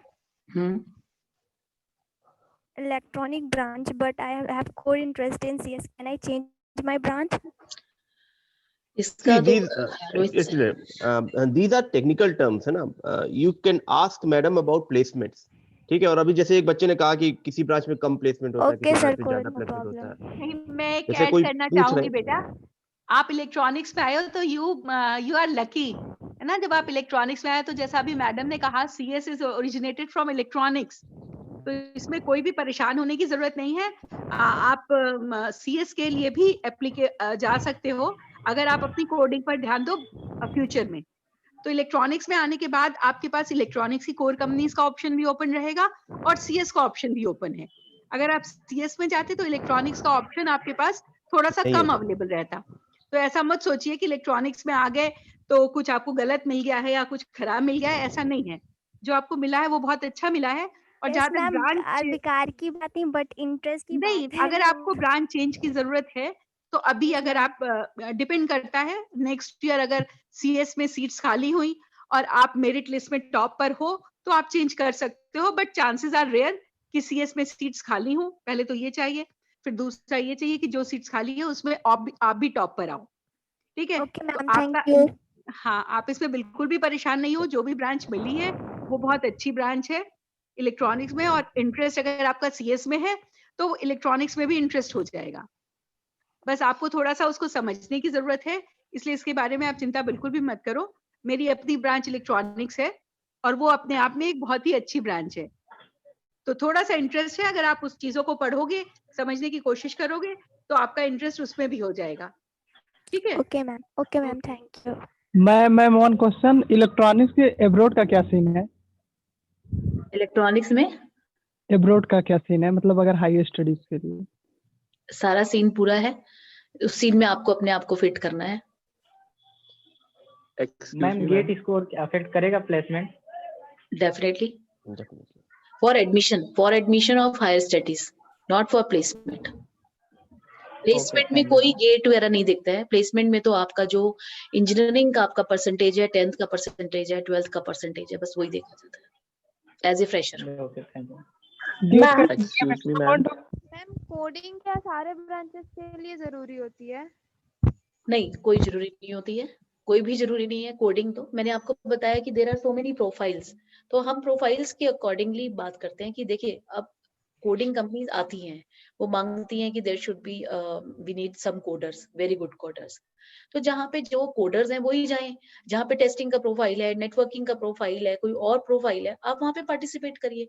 आपको हम तो इसीलिए आपको भेज रहे हैं ना, ईआरपी से जब हम आपको एक इन्फॉर्मेशन भेजते हैं, सर्कुलर भेजते हैं, तो हम उसमें बच्चों का जो रजिस्ट्रेशन है वो सर्कुलर हम लोग बाय इंटरेस्ट करवाते हैं कि जो स्टूडेंट इंटरेस्ट है आप प्रोफाइल को पढ़िए, अगर आपको लगता है यस ये मेरे लिए जॉब हो सकती है या मैं इसके जॉब के लायक हूँ या ये जॉब मेरे को मिलनी चाहिए, तो आप उसमें अपना इंटरेस्ट करके आप उसको रजिस्टर करें। और अगर आप इंटरेस्टेड नहीं है तो मत करिए। मैंने बताया ना, सिर्फ 4000 या 5000 बच्चा करता है, जहाँ 80,000 बच्चा पढ़ रहा है वहाँ 4000 या 5000 बच्चा ही तो पार्टिसिपेट कर रहा है, उसके अंदर रजिस्ट्रेशन कर रहा है, क्योंकि वो इंटरेस्टेड है उस पर्टिकुलर प्रोफाइल में। हर एक बच्चा तो हर प्रोफाइल में इंटरेस्टेड नहीं होता। So we are taking your interest. पहले अर्लियर क्या होता था, अगर कॉलेज में आप होंगे तो कॉलेज में तो भाई जो कंपनी आ रही है सबको बैठना है। मैं भी कॉलेज में होती तो मैं सब बच्चों को बिठाऊंगी, ठीक है, होना या नहीं होना एक अलग बात है।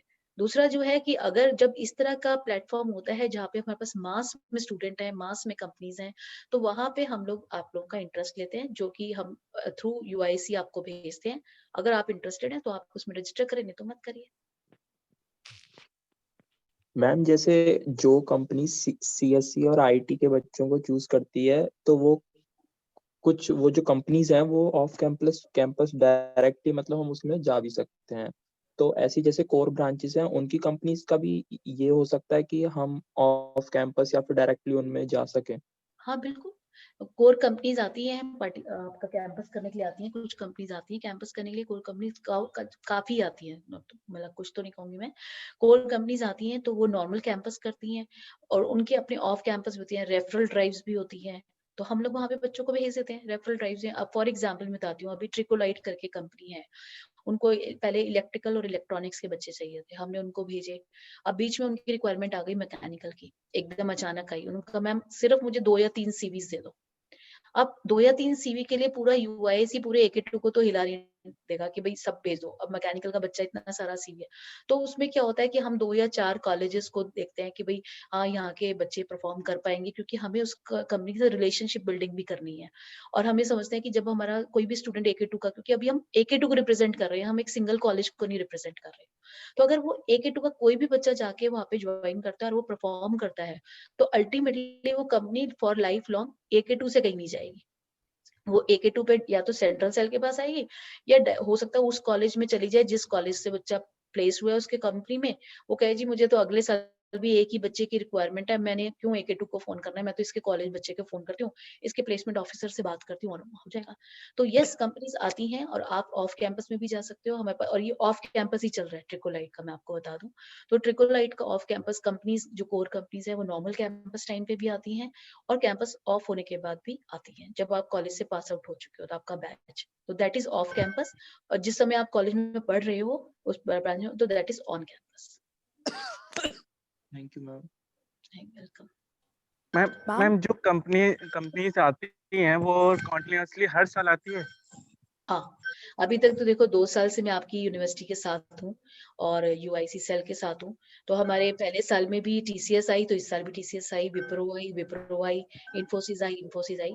तो हमारी पूरी कोशिश ये होती है, देखिए अगर यूनिवर्सिटी में कोई कंपनी, सॉरी जो कोई कंपनी है इंडस्ट्री में, वो स्टूडेंट परफॉर्म कर जाते हैं, यूनिवर्सिटी के बच्चे परफॉर्म कर रहे हैं, वो हायरिंग कर रहे हैं, तो और आप देखिए हमारे इन्फोसिस में 565 बच्चे प्लेस हुए थे।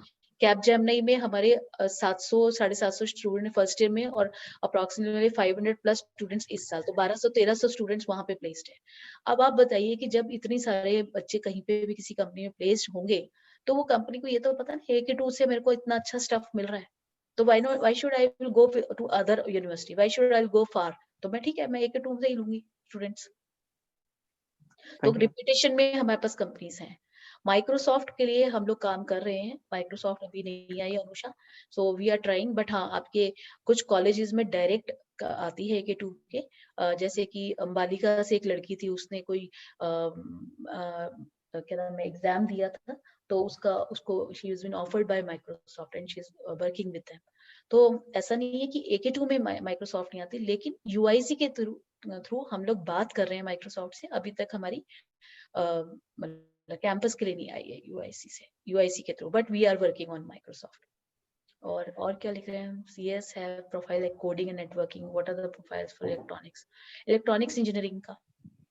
आपकी जितनी भी कंपनीज हैं जो आज सॉफ्टवेयर डेवलप कर रहे हैं, तो जहाँ पे भी अगर आप देखेंगे इलेक्ट्रिकल प्रोडक्ट्स हैं, इलेक्ट्रॉनिक्स प्रोडक्ट्स हैं, वहाँ पे हर जगह एक सर्किट, आजकल हर जगह एक सॉफ्टवेयर डेवलप हो चुका है। तो they make a team of people having engineers to electronics, electrical, mechanical, civil, computer science, IT, उनका एक ग्रुप बना के the things are being made. तो ऐसा नहीं कि हाँ डेफिनेटली आज ऑटोमेशन का जमाना है, तो things are move to computers कि कंप्यूटर से ये बनाना है फिर उसके बाद थोड़ा सा मैं तो और ऐड करना इलेक्ट्रॉनिक्स चाहूंगी। इंजीनियरिंग की वहाँ पे इलेक्ट्रॉनिक्स में जैसा ही जानना चाह हाँ रही जी। हैं, तो इलेक्ट्रॉनिक्स में भी कम्युनिकेशन, बहुत सारे इलेक्ट्रॉनिक कंपोनेंट्स आजकल सभी मशीन्स पे यूज हो रहे हैं। तो एक मेंटेनेंस, इंस्ट्रूमेंटेशन और मेंटेनेंस का प्रोफाइल भी आ जाता है, VLSI है, नैनो टेक्नोलॉजी है। तो इस तरह इलेक्ट्रॉनिक्स में भी आपके सामने बहुत सारे प्रोफाइल्स आगे चल करके होंगे। हाँ, ठीक है मैम। ओके, तो आई थिंक मैं भी कहूंगा कि मैं माफी चाहता हूं मैम कि बच्चों ने आपका काफी समय लिया, क्योंकि जिज्ञासाओं का अंत तो मंजिल मिलने तक नहीं होता। हाँ सही बात है। Doubt, last doubt. छात्रों की तरफ से आपको धन्यवाद भी करता हूं मैम। अगर आप कंफर्टेबल हैं तो आप क्वेश्चन आंसर बस ये लास्ट ये आयुषी का ले लीजिए, पूछना चाह रही है। मैम AKTU गवर्नमेंट PSU से कांटेक्ट करता है प्लेसमेंट के लिए? गवर्नमेंट PSU से देखिए करता है कांटेक्ट, लेकिन अभी तक ज्यादातर हमारा आर्मी वगैरह के साथ इन सब के साथ हुआ है, PSU से तो हमने नहीं किया है उस तरीके से।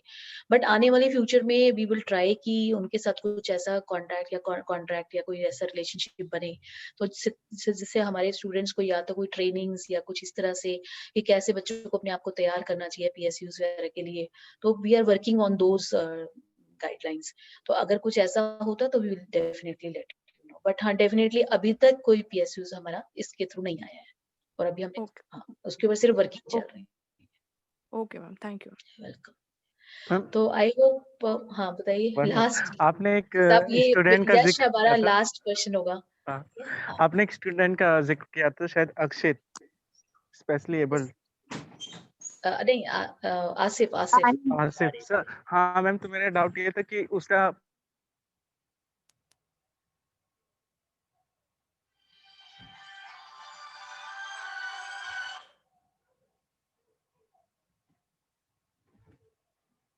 कॉलेज का AITH का ही है, मतलब अमेज़न भी। अच्छा, हाँ। Thank you ma'am. तो मेरे ख्याल से अमेज़न में एक ही बच्चा हुआ है शायद यहाँ से। सर पहले तो नहीं हुआ था कोई बच्चा, एक मिनट में बताती हूँ।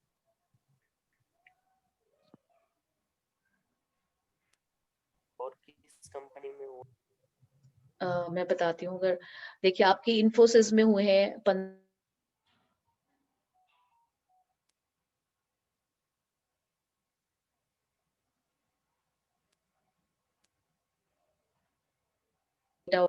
का studio 1, Negaro 1, DXC 1, Amazon 1 and just dial.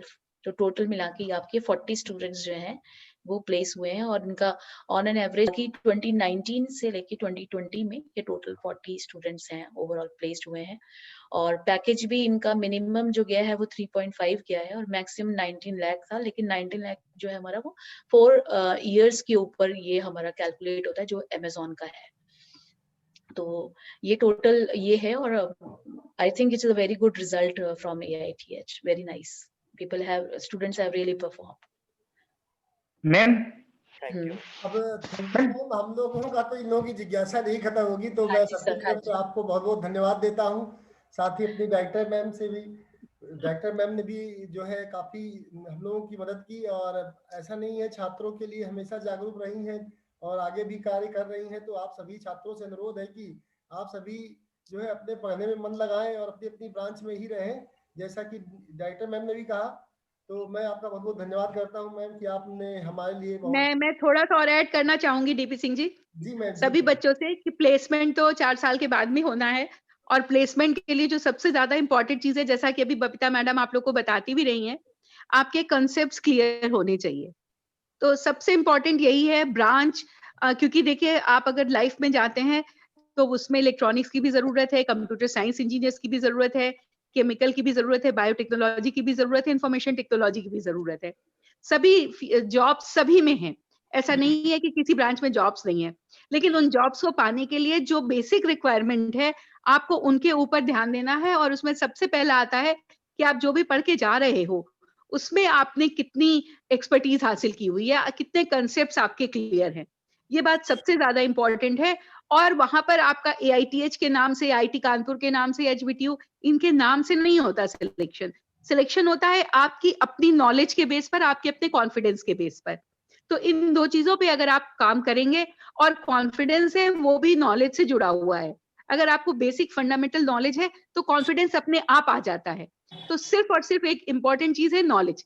तो जो अब आपके 4 साल यहाँ पर होने जा रहे हैं, तो इसमें आप अपना पूरा ध्यान, इसको जितना ज्यादा से ज्यादा आप ग्रैस्प कर सकते हैं, जितना ज्यादा से ज्यादा आप समझ सकते हैं, यहाँ जो भी रिसोर्सेज हैं उनका जितना आप ज्यादा से ज्यादा फायदा उठा सकते हैं उसको इस्तेमाल करिए, उनको यूज करिए, यहाँ के टीचर से क्वेश्चंस करिए, अपने आप से करिए, लाइब्रेरी में जाइए, नेट से देखिए, जैसे भी है, जितना ज्यादा से ज्यादा आप नॉलेज गेन करेंगे वही आगे चल करके आपके काम आना है।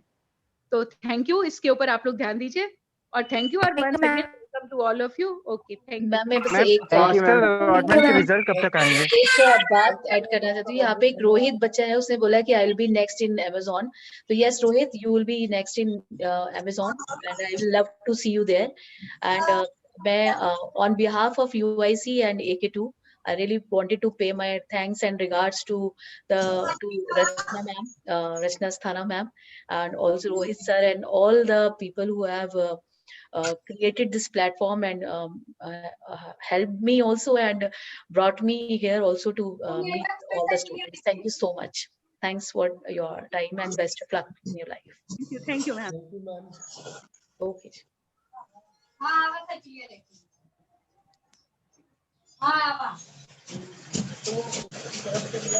एंड करता हूँ, आज का सेशन यही समाप्त करते हैं बच्चों।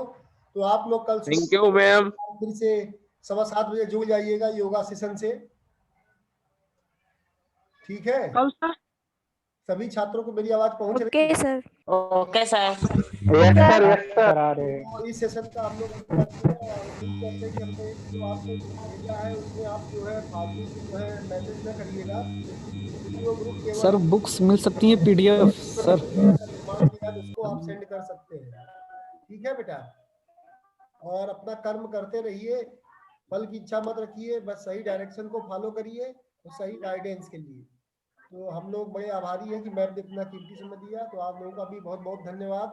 साथ ही रोहित सर का, अनु सर का, डायरेक्टर मैम का विशेष रूप से धन्यवाद। ठीक है बेटा, सर से मीटिंग एंड करता हूँ। DP sir. हाँ जी बताएं। सर बुक्स मिल सकती है PDF फॉर्म में? हाँ बहुत से बुक्स मिल जाएंगी, अभी रुक जाइए, 5 दिसंबर के बाद सारी समस्याएं समाधान हो जाएगा। 5 दिसंबर तक आप घबराइए नहीं, हम सारे लिंक वगैरह सब हो जाएंगे, बल्कि हर एक सब्जेक्ट टीचर से भी हम आपकी जो है इंट्रोडक्शन कराएंगे, तो वो सब लोगों से पहले रहेंगे इसमें इंट्रो में। सर अकाउंट नंबर भी नहीं मिला है अभी तक। सर वो हॉस्टल